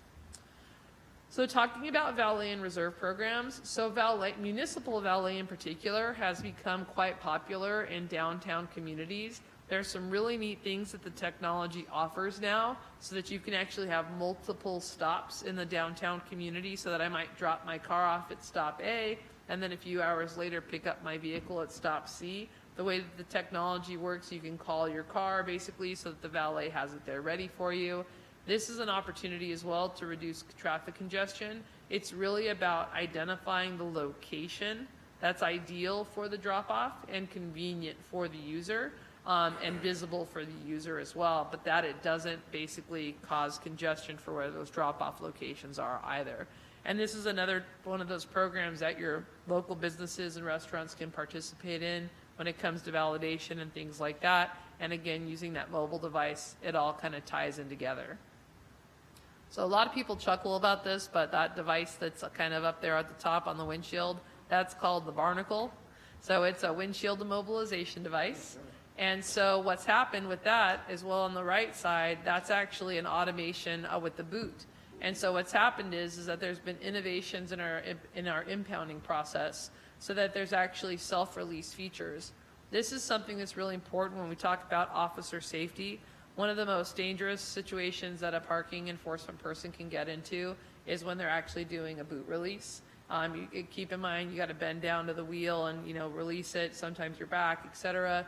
So these are actually officer safety tools, so that once they identify a scofflaw or whatever the violation is, they can deploy these devices, and there's actually a self-release code so that the person can call, pay their fines. You're given a self-release code to release the device, and if they don't, they agree to, if they don't return it to the designated location within X amount of time, they'll now own an expensive, very expensive immobilization device. So then those have been working very well, especially up here in the Northeast. This whole community, the city of New York is actually using Paylock very successfully. In fact, they have, I believe, over 1,000 units right now for their impound program.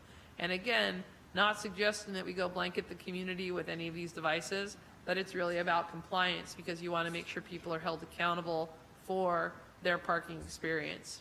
I mentioned citation processing. Right now, we know that the courts process your citations. Ideally, a lot of other states have decriminalized parking citations to get them out of the courts. This would be a tremendous objective just for the state of New Jersey in general. That's a big chunk to bite off, but I will tell you that's something that I have a personal goal on that one, because we have other communities that are impacted by that. And it just gives you the flexibility and freedom to really manage your parking operation independent. We're not quite there yet. There's a lot of things that would have to be done to address that. But importantly, what we talked about earlier is really addressing your municipal codes to make sure they offer the agility and flexibility to be able to manage the smart parking solutions that we're talking about. Now, digging into the technology, there's a couple of things to consider. In some cases, RFP versus sole source. You have the opportunity to piggyback off of some existing agreements, which are really nice because of the vetting process that's already been done. But one of the things that's really changed is that in the past, we used to have these meter vendors that would stroll through town when it was the old mechanical or wind-up meters. They'd come through about every 7 years, sell you your new technology, go about their business, and come about 7 years later and sell you again. That was a low bid solution, basically a low price solution. We are no longer in a low bid type of solution. We're definitely talking about best value. And the reason why is when you talk about these devices, these smart computers that are out on your roadsides, the handhelds that your parking enforcement officer personnel carry, there's an ongoing relationship with these parking enforcement vendors or parking technology vendors. And you definitely want to make sure that you're identifying the strategic partner that's going to grow with Princeton. I'm not telling you to go pay through the nose. I'm just telling you you need to be sure you're looking at the customer service provided and the warranty support services provided too.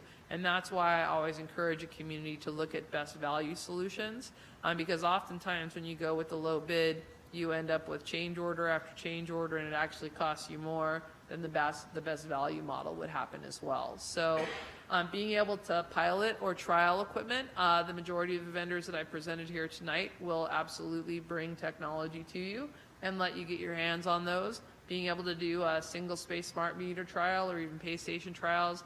We run trials all across the country, and I encourage this because it gives you a flavor for the equipment.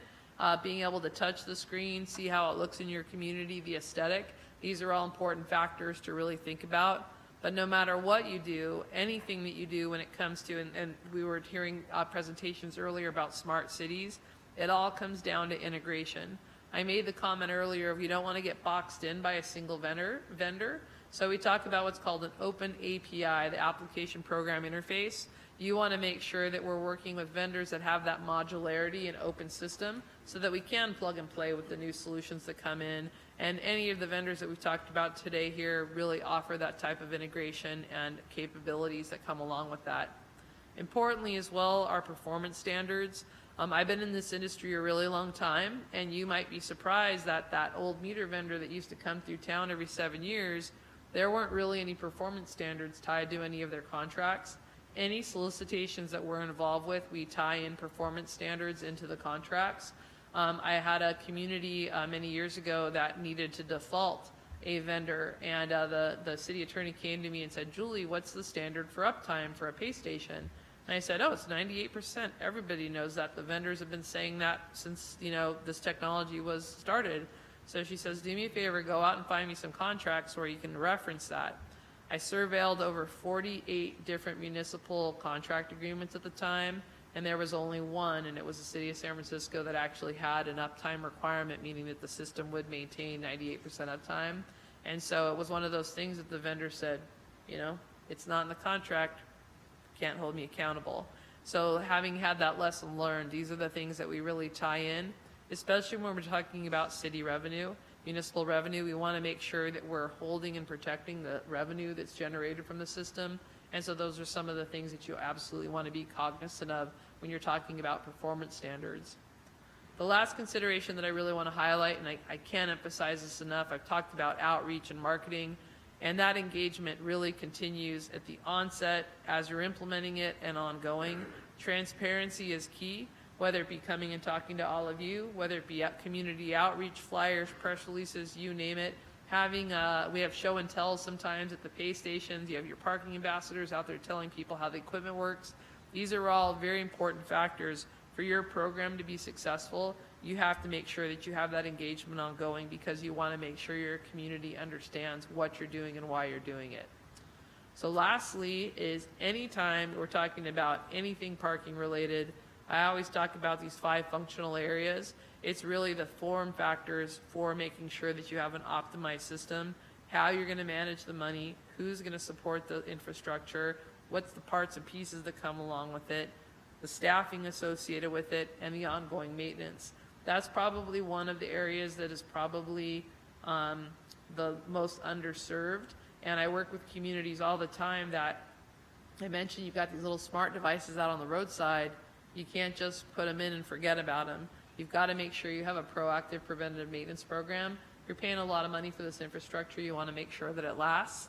And oftentimes communities don't really invest in that resource and making sure that that equipment is being touched on a frequent basis to make sure that it's still there. People are always entertained when I tell them the story. I do operational audits all the time.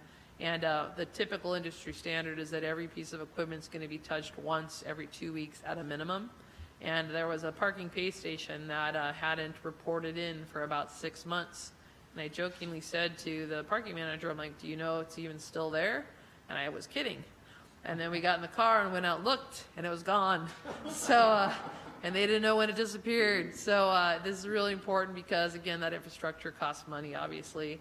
We talked about the modularity and the open standards. These are all factors that are really important. What's really neat about the technology is the dashboards and reporting. That basically, depending upon the user, you can customize your dashboard and have access to the information depending upon the user configuration. And it really helps you, again, visualize the overall performance of the system. And it really helps your team be able to stay on top of it. And that's when you start to talk about those different rate models. It helps you understand when you want to make adjustments and when you want to, sometimes lower rates, sometimes increase rates. Having that firsthand experience is really essential.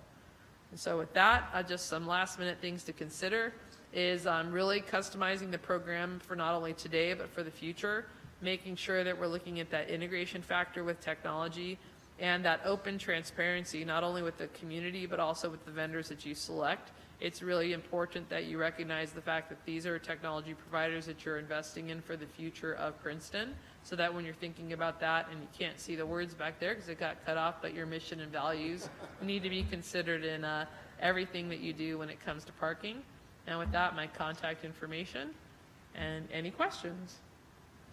Okay, thank you. That was a very thorough and thought-provoking report. So just structurally, I think we'll start by taking some questions from council. I know there's at least one person from the public who wants to speak to, and so we'll hear first from council, then we'll open it up, and then we'll bring it back to council, and we'll try to get some clarity to maybe Deanna can lead us through sort of what she needs from council in order to take the next steps forward.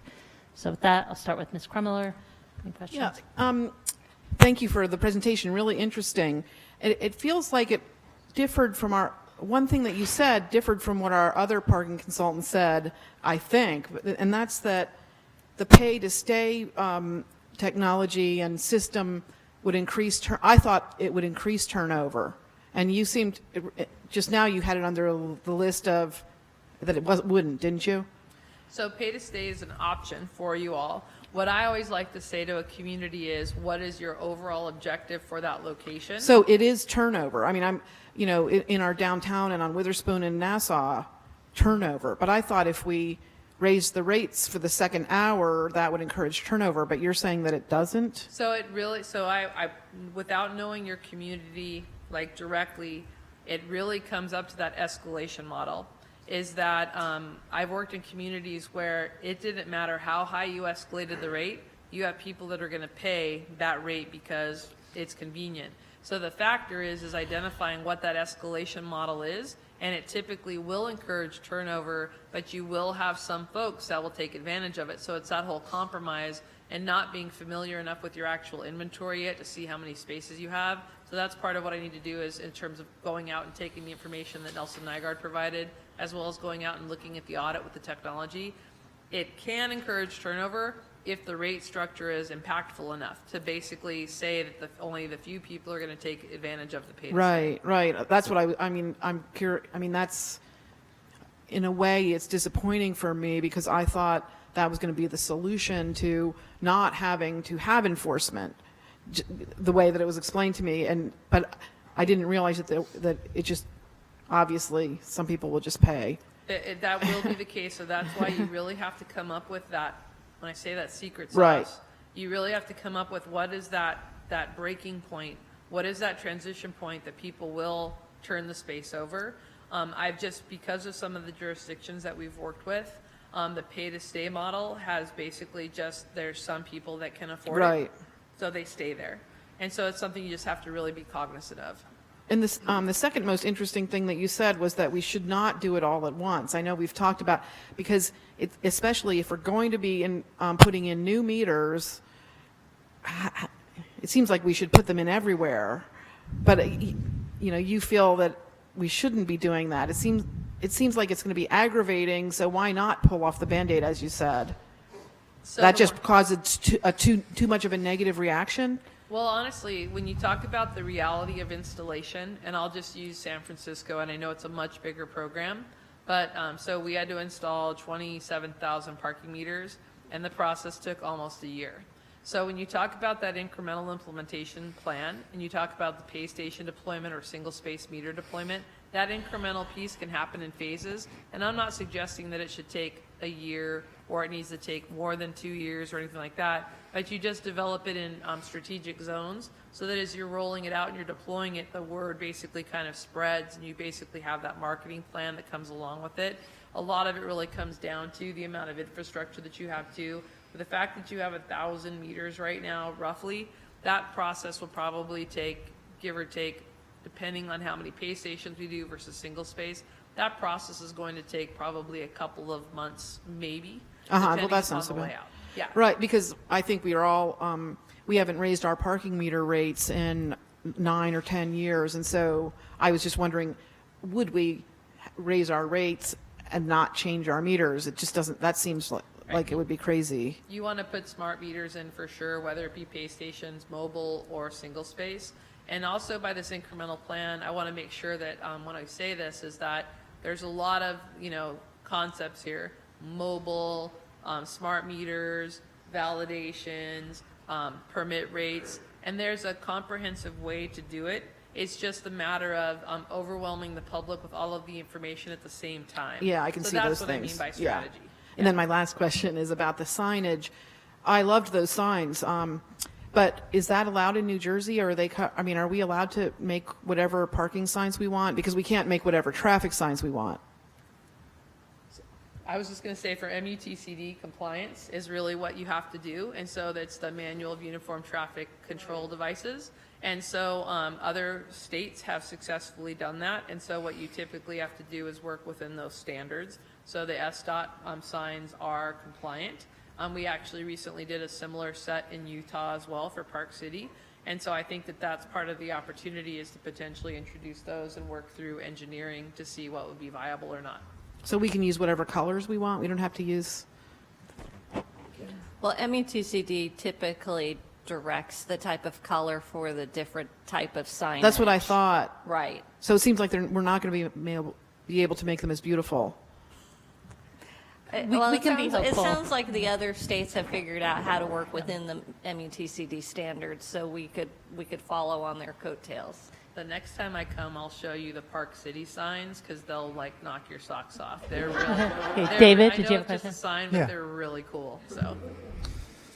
So I have a couple questions, one of which is sort of a follow-up on Jenny's, and that's the larger question of compliance, because you focus so much on citations and even, restraint devices or whatever you call them.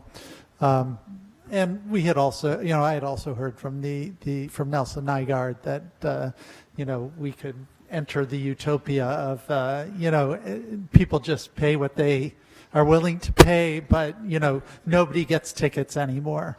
It sounds like you're going to make us come back to earth on that. So my colleagues at Nelson Nygaard, we work collaboratively all the time. I'm just going to use Park City as the example. They finished a parking study there, and we came in to implement basically the plan. And their ideas are awesome. They really are, but I think the utopia is probably the key word there, is that when you talk about the realities of the infrastructure that's available, I think that that's probably one of the areas where there might be a little bit of a disconnect. And then what I always argue too is, how are you communicating that information to the public? When you have these rate models that have the variations and changes of things like that, how are you communicating that information to the general public?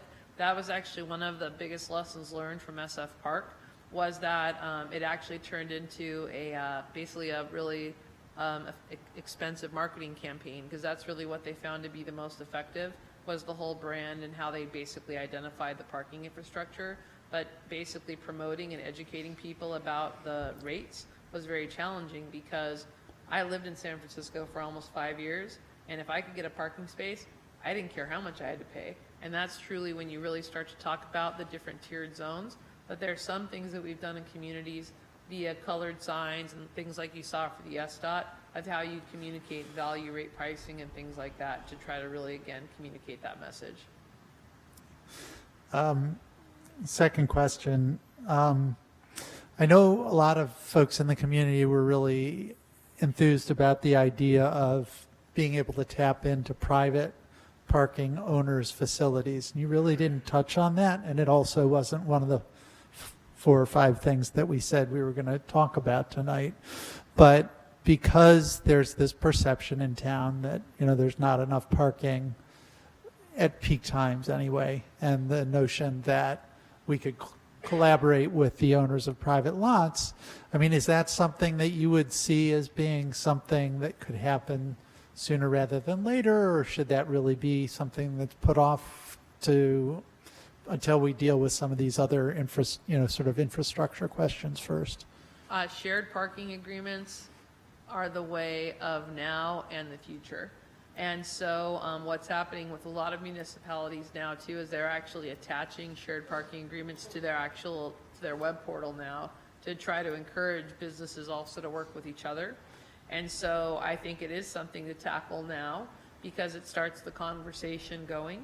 And then it really also marries opportunities so that sometimes it's just private business to private business, so that, from the B2B aspect of it, for them to be able to work together and collaborate, that sometimes can be a really effective way of where we almost kind of just encourage those relationships.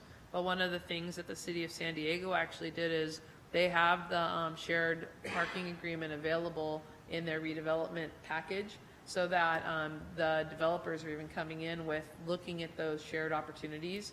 There's some really cool technology that's coming to market that actually allows, and I'll just use the bank parking lot as an example, is that, bank parking is typically Monday through Friday, 9 to 5, and then, you've got all of your restaurants and bars in the local areas, being able to use some of these technology solutions so that with shared parking agreements, you can actually utilize those spaces. Usually, private entities are concerned about liability, and so having those standard shared parking agreements help to address some of that from the indemnification standpoint. But I absolutely would encourage, if there are parking resources that are out there, to be able to tie it into that brand like I talked about earlier. That's one way. There's different definitions of shared parking, but there's also opportunities to, in some cases, do revenue shares too, where maybe it's that bank parking lot that, the municipality decides, we'll do a mutual thing where I'll put a pay station on that lot for after hours, and then after the covering of the cost, then we do a revenue split, and the revenue splits can vary too. So there's a lot of creative stuff being done out there right now, and I think it's that, all the options are on the table. Okay. And if I can just ask one more. One of the comments that I've heard, again, from business owners is for employee permits, it would be really good to be able to have the ability to share a permit between employees, because if the store or restaurant has 10 employees but only 5 work at a given time, to have to pay for 10 permits is a lot. But is there a way to do it? If it's being enforced with license plate recognition technology, I'm not sure how you share those permits. So you'll be surprised the advancements in technology. We actually faced this problem in Park City, Utah, with that issue of kind of the shared parking pass, exactly like you're describing. And so I won't say that it's like perfect yet, but we're at the infancy stages of those solutions. So I can tell you that there are options available to us. But I also want to identify the fact that, especially when we start to talk about service workers or low-income workers, a lot of communities have been able to successfully introduce what I'll call low-income service worker permits too. So that maybe whatever the platform for the monthly permit is, by showing proof of wages or proof of a paycheck, you actually qualify for the lower income permit. Communities like Sacramento and Santa Monica California have very successfully implemented programs like that. Also having a nighttime permit only, different things like that the technology allows for it.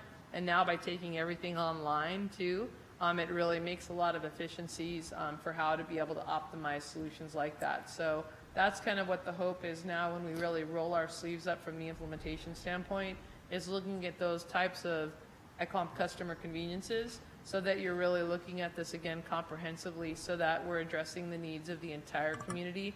And we haven't touched on this either. I just want to highlight on residents too, is residential parking is substantially impacted whenever we talk about all of these program solutions. And so that's something that we also have to be mindful of, is how to manage the residential parking permit programs by taking it online, making it so that it's convenient for people to get visitor passes, different things like that, depending upon the rules. The efficiencies that are coming with parking, especially when you go plate-based, there's a lot of opportunities to help manage that. But the shared permit, there are options. I won't say that it's quite there yet, but also the opportunities to introduce permit alternatives too is there. You're probably trying to move us along there, so I'll be brief. But just the question the boot, or whatever you called it, so something we've struggled with in town is this, under state law, people who unpaid tickets end up being subject to warrants for arrest. So are you saying that we could do this, or we need a state law change to do? I need to definitely look at your state Okay, I think you're codes. raising our hopes. Yes. So I want to caution you that I fear you're raising our hopes. Okay, so I don't, because we've found that this is a state law issue, unfortunately. And once you have unpaid tickets, then you're subject. Then warrants are issued, and you have to be arrested. And so this is exciting for us, but I don't know how realistic it is. We'll look at it for sure. I have thank you so much. Mine's two questions are very, very brief. One is the loading zones you mentioned, and how you can say, like, for instance, after 10 o'clock, you have to pay or something. But I'm just wondering, with like the UPS trucks, the FedEx trucks, all those kind of companies, they don't have, like, that's not their business. So how do they pay for the loading zone? So you'd actually be surprised. There's a lot of municipalities now that require them to pay. And so typically what ends up happening is you have a commercial account with the municipality where basically, FedEx goes and buys the commercial account, whether it be a smart card or a mobile application. That's typically how it is, so that they can start a session, end a session using their mobile applications. There's a number of methodologies that are used for it.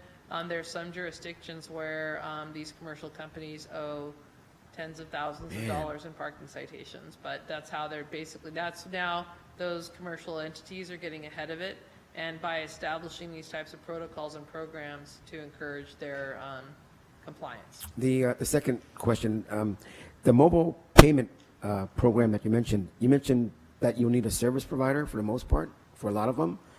Do you know what the cost is involved? You'll be pleasantly surprised to learn that most mobile applications, at least for the parking transaction, are at no cost to the municipality. And that's actually makes it really nice. There's a whole marketing and outreach campaign, but what happens is that your user pays a convenience fee for using it. The highest convenience fee I've seen is 35 cents, but it can vary depending upon the local agencies and kind of what the utilization of the competition levels.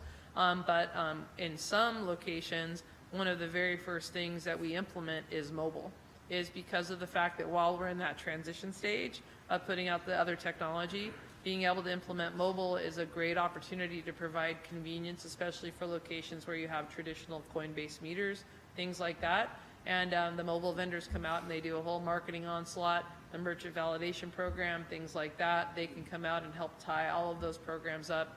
And this is really what they do professionally across the U.S. as well.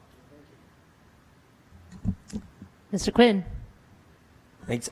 Just a quick question. We talked about smart meters at the Public Works Committee, and it was described to us as sort of there's a base model, and then as you add on, the costs go up. So in your experience, I hearken that to buying the computer. You always think, I'm not going to buy a lot of memory. I can always add it later. In your experience, is it better to just sort of go all in with whatever available technology is on the market, or take a more cautious approach and see what is scalable to our community? Sure, it really depends on, again, when we go back to those objectives. A really great example of kind of one of those bells and whistles features is color screens. Is that a lot of the vendors are now promoting a color screen, touch screen add-on. So it's one of those things of like, what is the importance of that for your community when it comes to that? They also offer, being able to promote city messages, and they can, just like when you're at the gas station now and you can watch the videos while you're pumping your gas. Literally, there's all those kinds of things. So it's kind of about that whole, like, what's the relevance of it? But I can tell you that, so we run parking technology pilots all the time. Your price point for a pay station can range anywhere from about $5,700 to about $10,000. And it really comes down to the provider and what they're providing to you. But I think for a community like yours, pay by plate, kind of all in per unit, you're probably right in that median price to have a solid machine. For the bells and whistles features of it, honestly, there's not a whole heck of a lot that's really needed. You really need to be able to make it easy for the person to pay. You want them to be able to pay with their credit card. The one thing that I will plant the seed on this one is, if anybody hasn't talked to you about bill note acceptors, you don't want those because they are a maintenance nightmare. It's called a bill note acceptor, where you feed your dollar into the machine. Oh. So it's a maintenance and collection nightmare. So I wouldn't pay extra for that. But really, when it comes down to it, there's could be little enhancements with signage, lighted units, like overhead light features, things like that. So that's why I say it's really about customization of what's the benefit to the user. So you probably don't need a lot of the bells and whistles, but it's like the simple things like, do you want a color screen or not? It's really, and they're not that significant of an add-on. And so that's part of that whole ROI. What's the benefit of the color screen versus also what's the spare part replacement on it, the warranty and all of that kind of stuff. Honestly, if I was looking at it, I'd rather invest in the extended warranty than all the bells and whistles. That way you're covered, really from an operational perspective. Okay, no, Ms. Fraga has a question, then I want to open it up, and then we're going to come back Just and get very, some very direction. quick question, which I'm sure has a very, very quick answer. Just curious, if merchants wanted to participate in the validation program, who pays for those fees and how is it tracked? So the intent is that they actually work directly with the mobile payment provider. So they'll set up merchant accounts, and basically they pay, and all the transactions are run through there, and they pay the transaction fee. But in their case, they pay basically like a single transaction fee. In some cases, the programs can be implemented with a flat fee as well. These are all options that are configurable when it comes to the program. But basically, the merchant, the mobile payment provider supports and manages the merchant validation program per the business rules of Princeton. Okay, thank you. Okay, and I'd like to call up Peter Battison. If you still have a comment you'd like to make about the parking. Yes, I will be short. When I told people I was coming here tonight and what the topic was, the reaction I got from numerous residents and others was, we're hiring another consultant to review the previous consultant's report and make comments. My concern with the consultants that we have, and they're all, both Ms. Dixon and the previous firm, are certainly well qualified and knowledgeable. There's no question about that. But they're not Princeton residents. They don't have the experience of having lived here for many years or working here in this town for many years.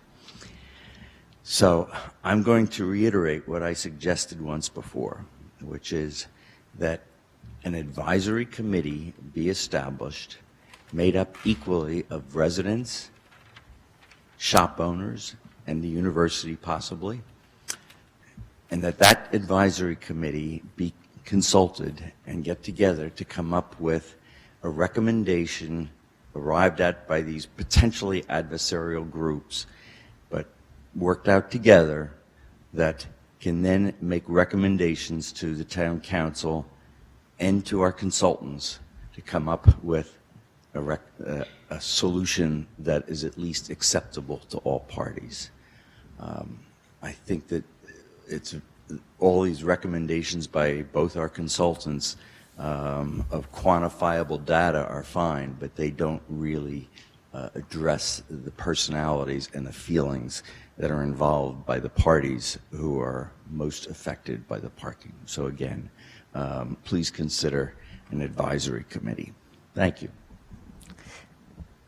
I appreciate your comment, and I know I have to say you're one of about 100 people who wants to be on an advisory committee, and that's the issue, is that I feel like this is a really important process to have be open and transparent. And if the advisory committee, we've tried this actually, we spent 2 years trying to come up with some parking ordinances. We spent probably hundreds of hours of staff time, and we came to council and there was no agreement on council. And so that was a year and a half of wasted work. And I'm trying to learn from a failure to say we're not going to do it that way again. And we want this to be something where the time we put in is going to result in some changes. And so I do feel like everybody in this room, and there's more people in this room than could possibly be on a working committee, everybody here probably has a different opinion, a different insight, and I just feel that this is really important. This affects everybody, and we need to have everybody at the table who wants to be there. I think if we have a committee go off and work out the solutions and they can all agree, but I don't even know, like, could you pick 2 merchants that will fully represent every merchant in this community? I would challenge you to do that. Or 2 neighborhoods to be represented, or 2 shoppers to be represented. I think there's just too many people, and it'll be a faster process if we just do it all together. But you know, it's 2 different ways of doing it, and I just feel like we're, having learned from some past experiences with the committees, I think we're just going to be better off this way. And I think, as you heard from the presentation, there's a lot of new technology out there, that the implementation piece of this is really important, and we want to be on the cutting edge of things. Like, we don't want to be building the implementation that communities were doing 10 years ago. We want to be doing what they're going to be doing for the next 10 years so that the investment we're making is a good use of our money. And I don't know if we have that necessarily in the community, because we haven't had it here yet. So, anyway, are there any other comments from the public? Come on up, Eve.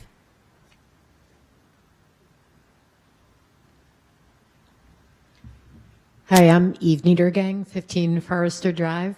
My question is about the money, the revenue we're getting from parking tickets.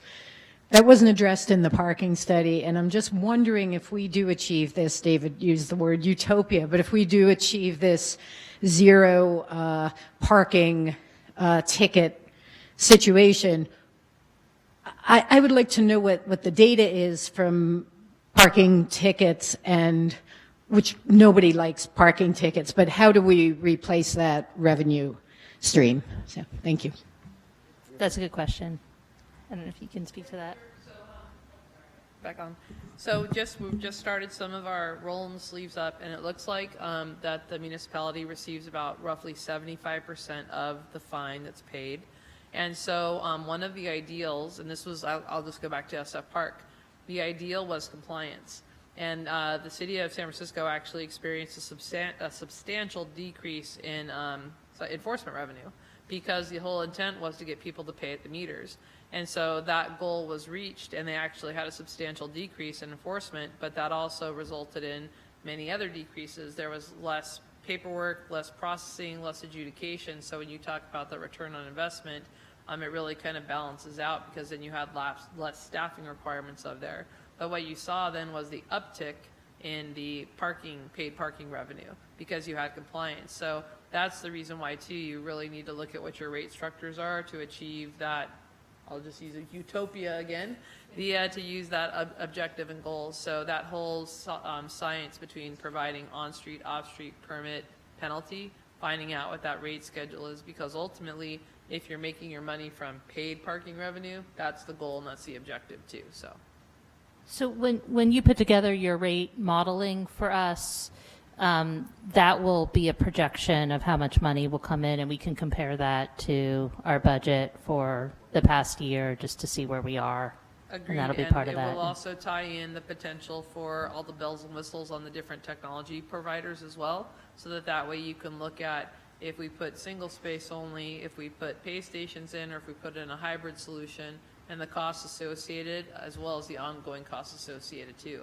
And that's really important when we talk about the viability of the overall solution. That pricing modeling workbook is one of the first things that we do. So the first thing we do is we go and look at all of these spaces, like the loading zones, the illegal spaces, and make sure that we have the accurate inventory count, do the physical assessment for locations where we know that needs certain types of technology, and then come back with that forecasting modeling workbook.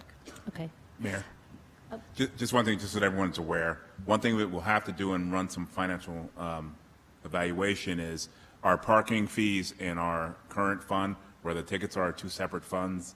So we'll have to look at that. It's going to be a little different in the process that we'll have to do analysis, just slightly different.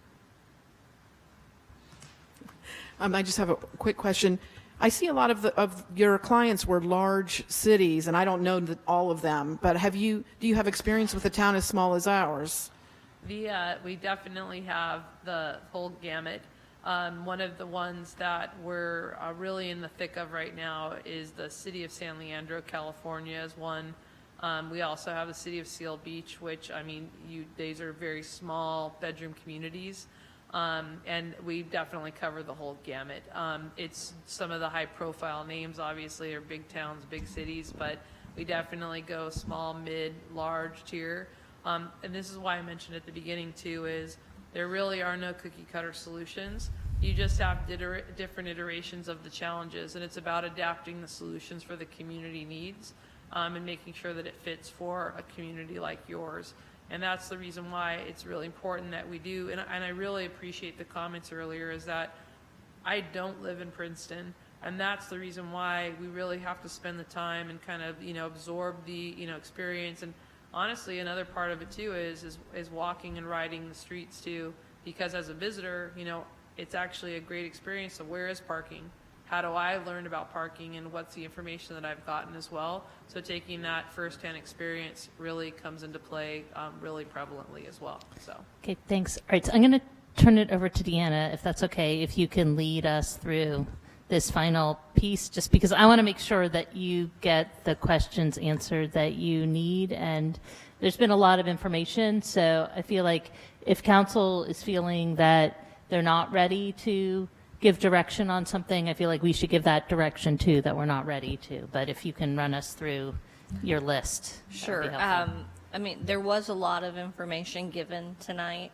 And so I think we're perfectly comfortable holding off on some of these decisions as Julie gains more information on our system and you process what she brought to the table tonight. I think the main action that we're looking for tonight is further in the agenda is approving her not professional service agreement, but the resolution to bring Julie on board to help us with this process. Okay. So you don't need any of the guidance on the other things. It's just that this is going to be, these are the questions that we're going to have to be grappling with in the next several months as we roll this out and we gain more information. Okay, good. That makes it easy. Okay. In that case, thank you. Thank you so much.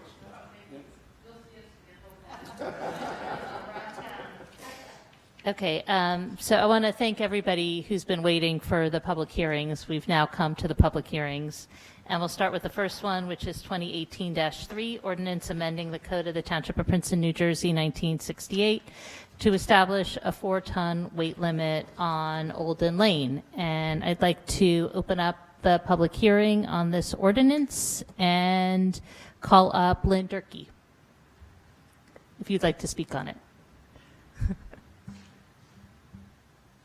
I guess I'm a little puzzled. I thought you would read the ordinance.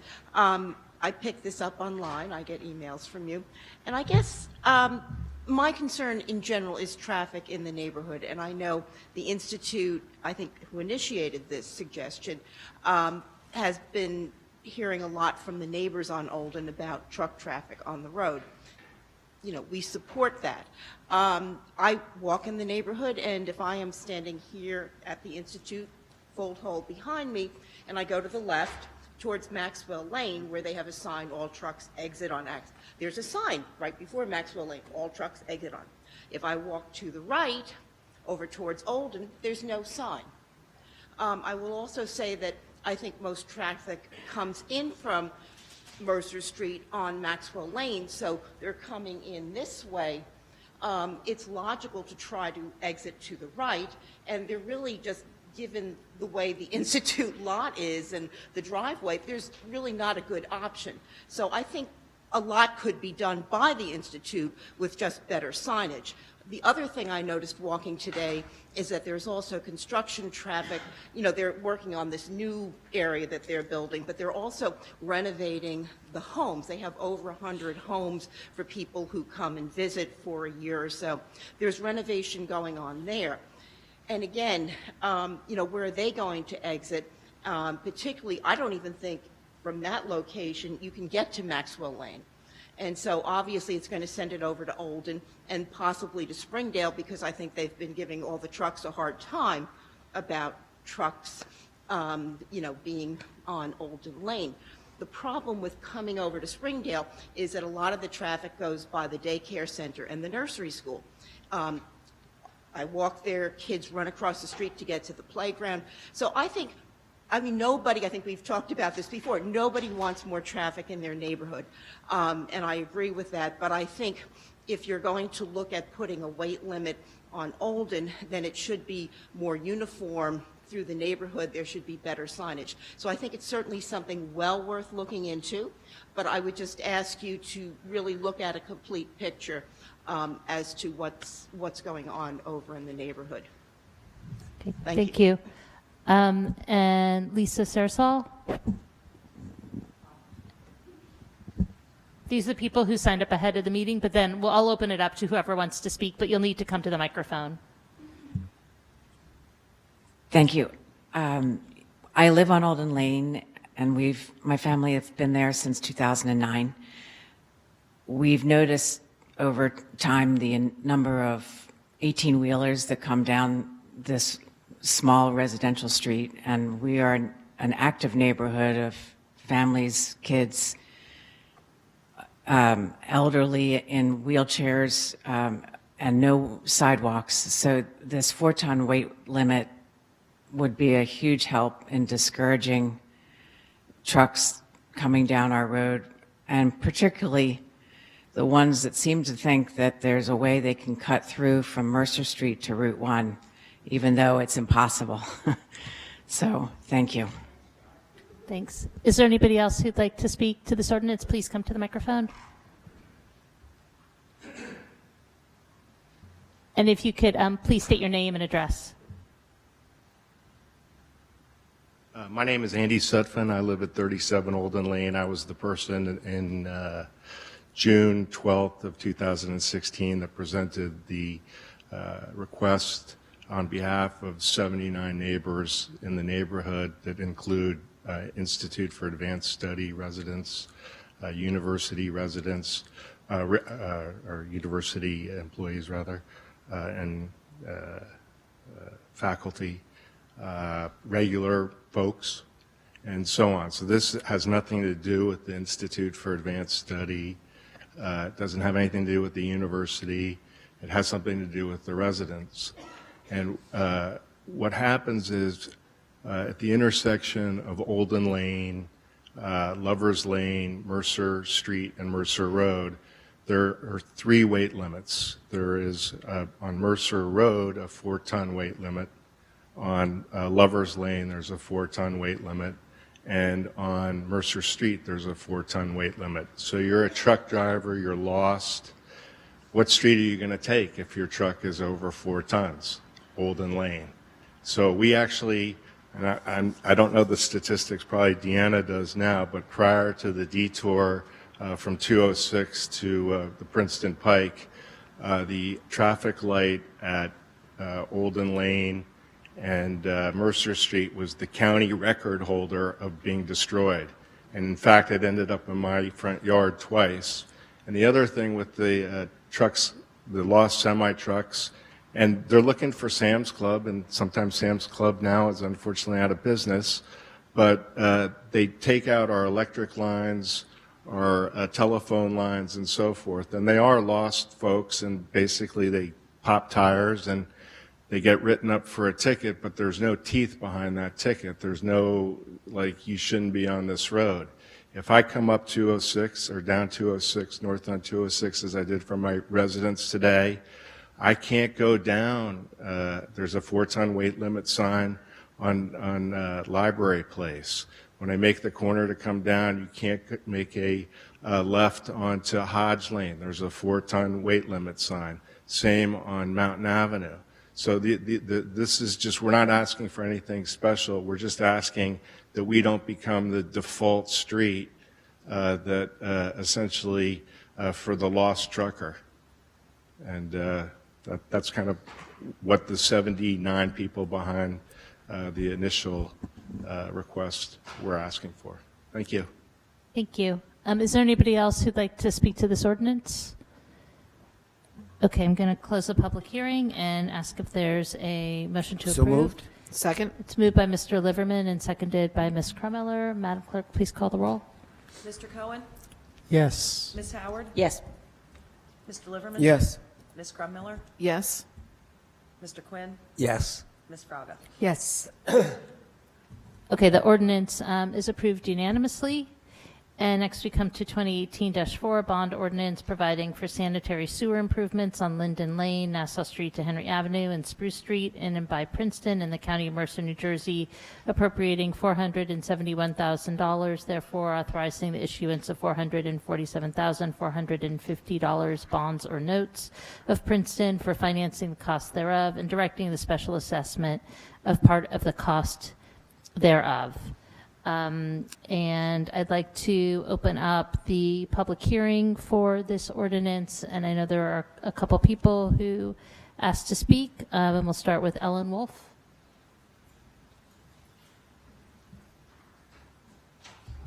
Small chicken. How's that? Oh, not gonna work. Oh well, here. Okay. So I got a certified mail. I had a sign for certified mail to come to, and they said, come to this meeting. So I have questions, and I could not get them answered over the phone. It's about sewer lateral lines. If your property needs no repair, then would you still have an assessment? That was my first question, and I couldn't get an answer. I've been trying for several days. And the assessments have been different for the different property owners on Spruce Street. I live on Spruce Street, 26. My assessment, the letter they sent me, was about $9,000 for 2 lateral sewer lines. So I read the letter several times. I read the bond issue. If you give me an assessment of $9,000 and I get a private assessment from a private plumber of $5,000 and I pay privately, am I still assessed $9,000? The letter was ambiguous, to say the least. Okay? I met somebody in the hallway who showed me her letter, and her letter was under $3,000 for a sewer lateral. And to me, it seemed like incongruous that the estimates, the assessments would be so different. I mean, I have an undersized lot. There's not that much space between the easement and the house. So that's another unanswered question. Why are the assessments so different? My last question was how and when are they going to inspect the sewer lines? Do they need to shut the water off? Do they need to have no cars? I mean, do they inspect it while sewage is leaving the house? Are we in a no flush zone? I mean, there's no explanation at all in the letter as to how they're going to do this. And so I think that the community needs certainly to be educated on what is going to happen. I think that the assessment has to be somehow better explained to the public. And certainly now that we all sitting here know that the assessments were different, it would surely concern other residents. If mine is $9,000 and hers is $3,000, there's going to be more people like me on Spruce Street and Linden Lane that want to know why their assessments are different. Okay, well, thank you. Do you have more questions? No.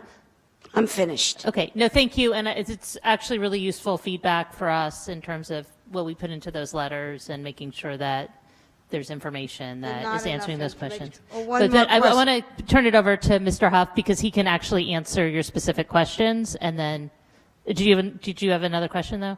Yeah, what's the meeting about next week? I got another letter saying there's another meeting. Right. So this all has to do with the road project That's that correct. has many components to it. Okay, So one component of it is the sewer part, but there are going to be other components, and the whole construction project will be covered at the neighborhood meeting next week. Next week? I don't later know, I this live week. right in This the middle week. of it. I live right. Is it right- tomorrow night? Whatever it is.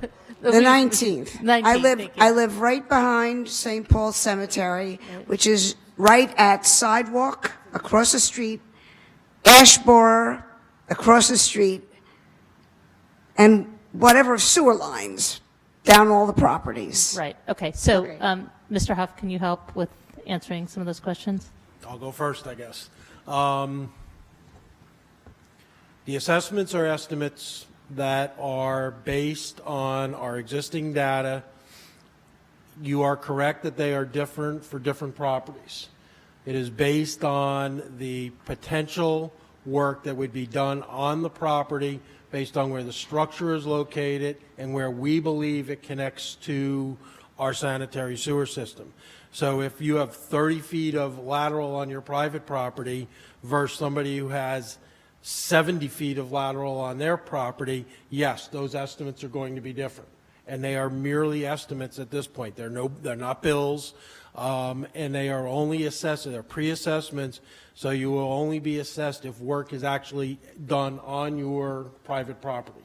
If there's no work done on your private property, there'll be no assessment, except for the TV inspection. The TV inspection by ordinance is an assessable cost, and the cost usually is somewhere in the range of $150 to $250.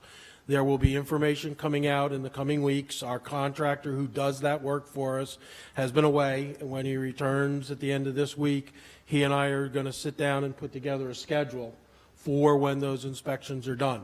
The inspections are done on an hourly basis during specific days. When we will send out a letter that'll say, first come, first serve. These are the days that we're doing inspections. This is the hour. So if you saw, we start at 7 o'clock in the morning. We actually have done them as early as 6 o'clock in the morning for some people. We start at 7 o'clock, go through 3 o'clock in the afternoon doing them. We set appointments, and then you sign up for Tuesday at noon. And that's how we do those. And do you turn the water off? It's a video camera. If you have a clean out outside your house, an access point, we can access that in order to do the inspection. And in fact, if you have something outside, you don't even have to be home. We can do that. I can cover that under my work. If we do not have a clean out or an access point outside, it requires us to go into your house and you have a clean out in the house. Everybody's got one. At that point, though, unfortunately or fortunately, depending on how you look at it, it requires a licensed plumber, which is what our contractor is. He's a licensed plumber in order to go in and do the work. And it is supervised by a member of my staff. All inspections are watched by somebody on my staff along with the plumber. And they go in, you have to do nothing. No, don't have to worry about the water, using anything. They stick a camera in, they run the camera out to the main, they take a videotape of it. You then, a couple days later, will get a report from us of what was found, if anything, and we keep a video of all the inspections, and we have in the past made copies for people who have wanted them. I'm not going to tell you it's great viewing pleasure, but, you know, it's available if somebody wants them, and we do, people have asked for them, and we do make it available. I think that covered everything but next week's meeting, which is next Monday night, I think. Wait, what about the private plumber, if they want to use a private? Per our ordinance, if we determine that there is work to be done on the private property, you can do it through our program and our ordinance. Our program allows you 10 years to pay it back at the interest that the municipality borrows the money. It's a great program. We've had it now for, I don't know, close to 14, 15 years. It's been highly successful. You then get assessed at the end of the project. If you go out and do it on your own, you may get a better price than us. But I will also tell you that typically the plumber that is going to work for you is going to want half of it before he starts and the other half before he reconnects you. Just that's the nature of the beast. That's the way it is. With our program, it gives you the ability, the municipality's acting as a bank for you. And you also get a 10-year guarantee if the work is done through us, where I don't know that that would necessarily come from a private plumber. About 10 minutes. Right. So then the meeting next Monday, we had the first meeting with the neighborhood I think back in January, thank you. And so at that meeting, we went over all parts of the project, the sidewalk replacement, curb work, the sanitary sewer. So this next meeting, there were some questions about traffic safety. Some of the residents were concerned about speeding on the roadways, and are there different things that we can do to address speeding through the design of the roads, about the safety, you know, with various types of crashes that might or might not be occurring on the roads. So that's what we're bringing back on at the meeting on Monday night, is to talk more in detail about those items and what the police data has shown and how we are addressing it. Thank you. And then Patricia DeMayo.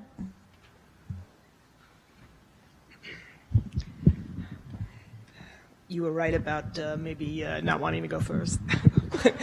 Regretting that decision. Whoa. Okay. Actually, okay, let me ask just two questions. This approximate 471,000, this is all for the laterals between the house and the main, or is this for the actual project of?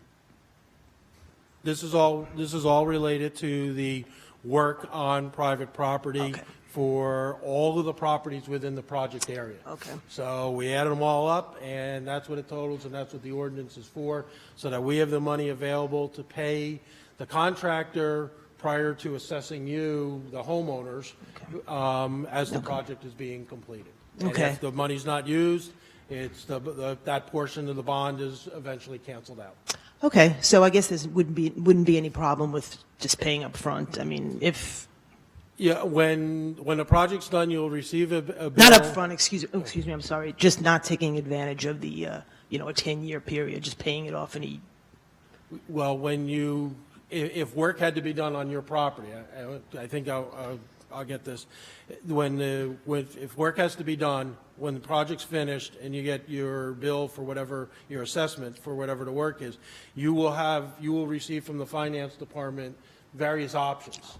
You can pay it all up front with no interest. You could pay it over the 10 years at the interest. What you can't do is decide that you're going to take us up on paying over 10 years and then decide after year 5 that you want to pay it off. You still owe the municipality all the interest because they've already borrowed the money. Right. So the only option you have is to, when you first get the notice, you'll have 30 or 60 days to give them an answer. If you decide you want to pay it all then, you're fine. But if 5 years down the road you sell the house or whatever and you decide you're going to pay it, you owe the municipality the principal plus all the remaining interest. Okay, got it.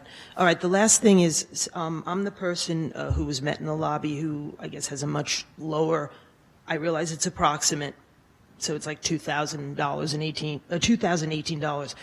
I live in one of these houses on Spruce Street that's really like used to be called a one-family house, and I know a two-family house, and I know for a fact that there's only one line coming in, it's only on one side of the house. But so so Princeton is basically, are they approximating the same amount for both of us? Would it, like how? If our data shows that there was one lateral surveying a structure that had multiple families that were owners, then the bill was divided in half. Okay. So if you got 2,000 or 3,000, the other person got the other 3,000. Now, then that's how the system works. Okay. If for some reason one of you decides that you no longer want to share that lateral, we will provide you in the street with a new point of connection. It'll be your responsibility or whose ever responsibility to do the rest of the work on private property.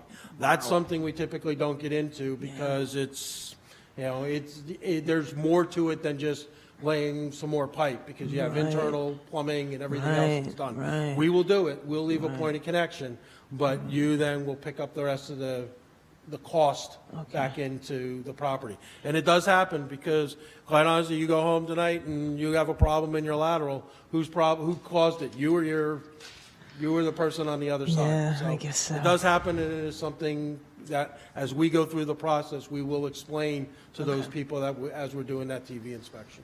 Okay, and then my last question is, when all is said and done, will we be able to sort of see the numbers of what everybody, to sort of have a way of kind of double checking the math of You will who get pays from what? us at the time that we give you your report. We'll give you, as soon as we get the bids in on the project, we'll give you an estimate of what the real cost or more accurate cost will be.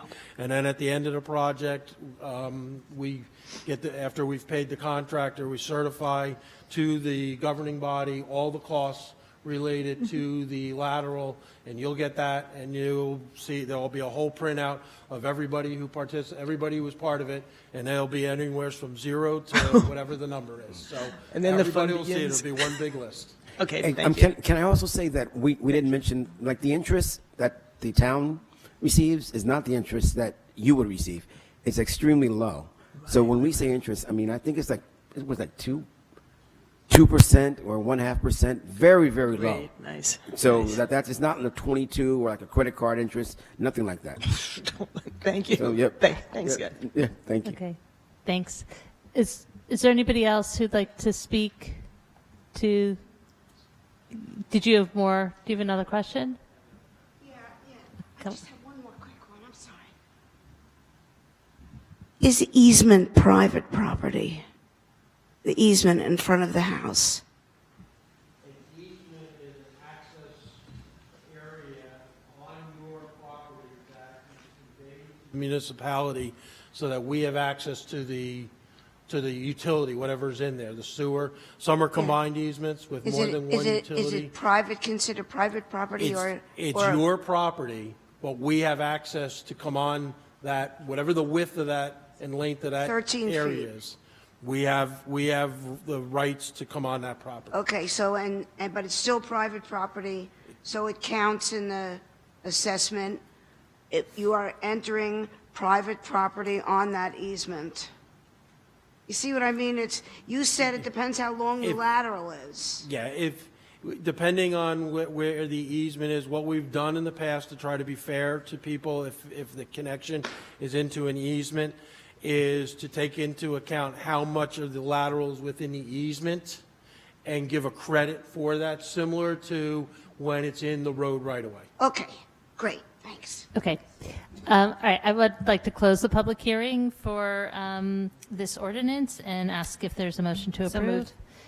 It's been moved by Ms. Howard, seconded by Mr. Liverman. Any further discussion from Oh, council? I do want to say, I think we do a great job when we have our meetings, but this is bringing up that not everyone comes to those meetings because we explain everything at the meetings, but for people who don't come to the meetings, maybe we need to work up a standard letter that has more of this information. Yeah, I think your questions were good ones in terms of Yeah. putting together an FAQ, so we Yeah. appreciate it.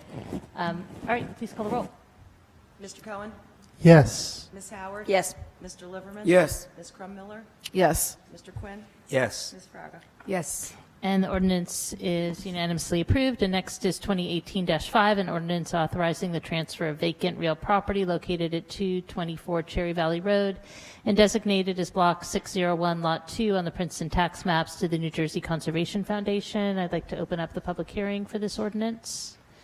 Seeing no one, I'll close the public hearing. And is there a motion to approve? So moved. Second. Moved by Mr. Cohen and seconded by Ms. Krummeller. Madam Clerk, please call the roll. Mr. Cohen? Yes. Ms. Howard? Yes. Mr. Liverman? Yes. Ms. Crum Miller? Yes. Mr. Quinn? Yes. Ms. Fraga? Yes. And that ordinance is also unanimously approved. And now I'd like to ask if we can amend the agenda to move up the consent agenda, because I can see Mark waiting patiently in the back. Is there a motion to amend the agenda to take on the consent agenda now? So moved. Second. Moved by Ms. Howard, seconded by Ms. Krummeller. All in favor? Aye. Aye.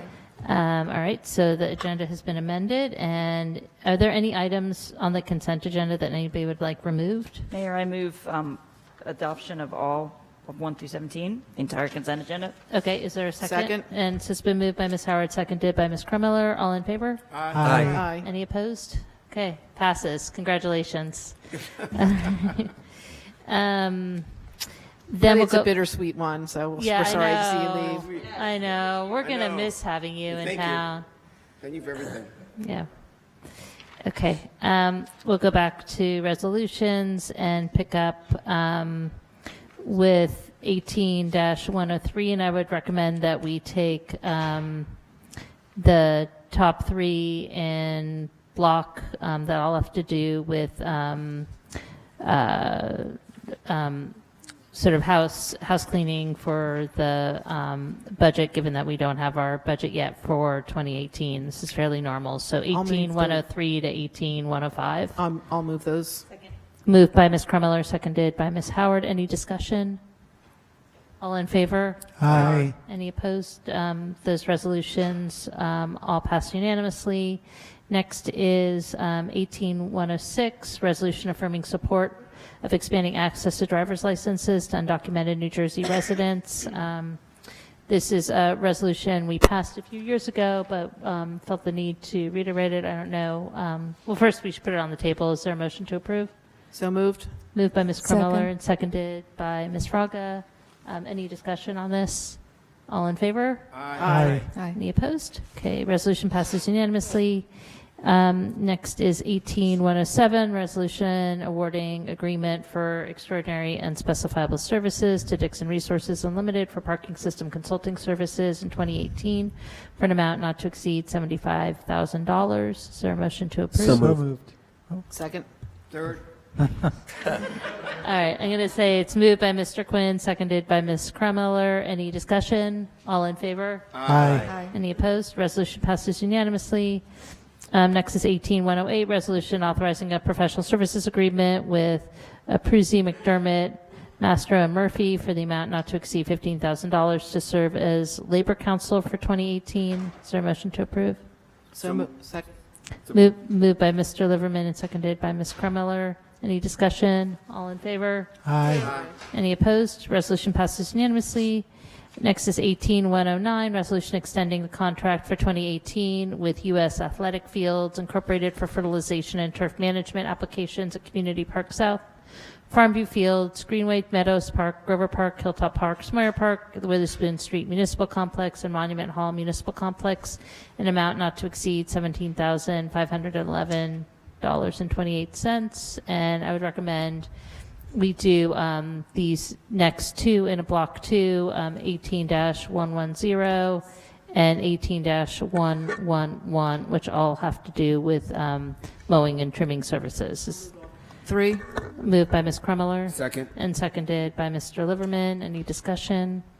All in favor? Aye. Any opposed? Resolutions passed unanimously. And next is 18-112, resolution authorizing the purchase of an affordable unit, 45 Billy Ellis Lane, in the amount of $102,466.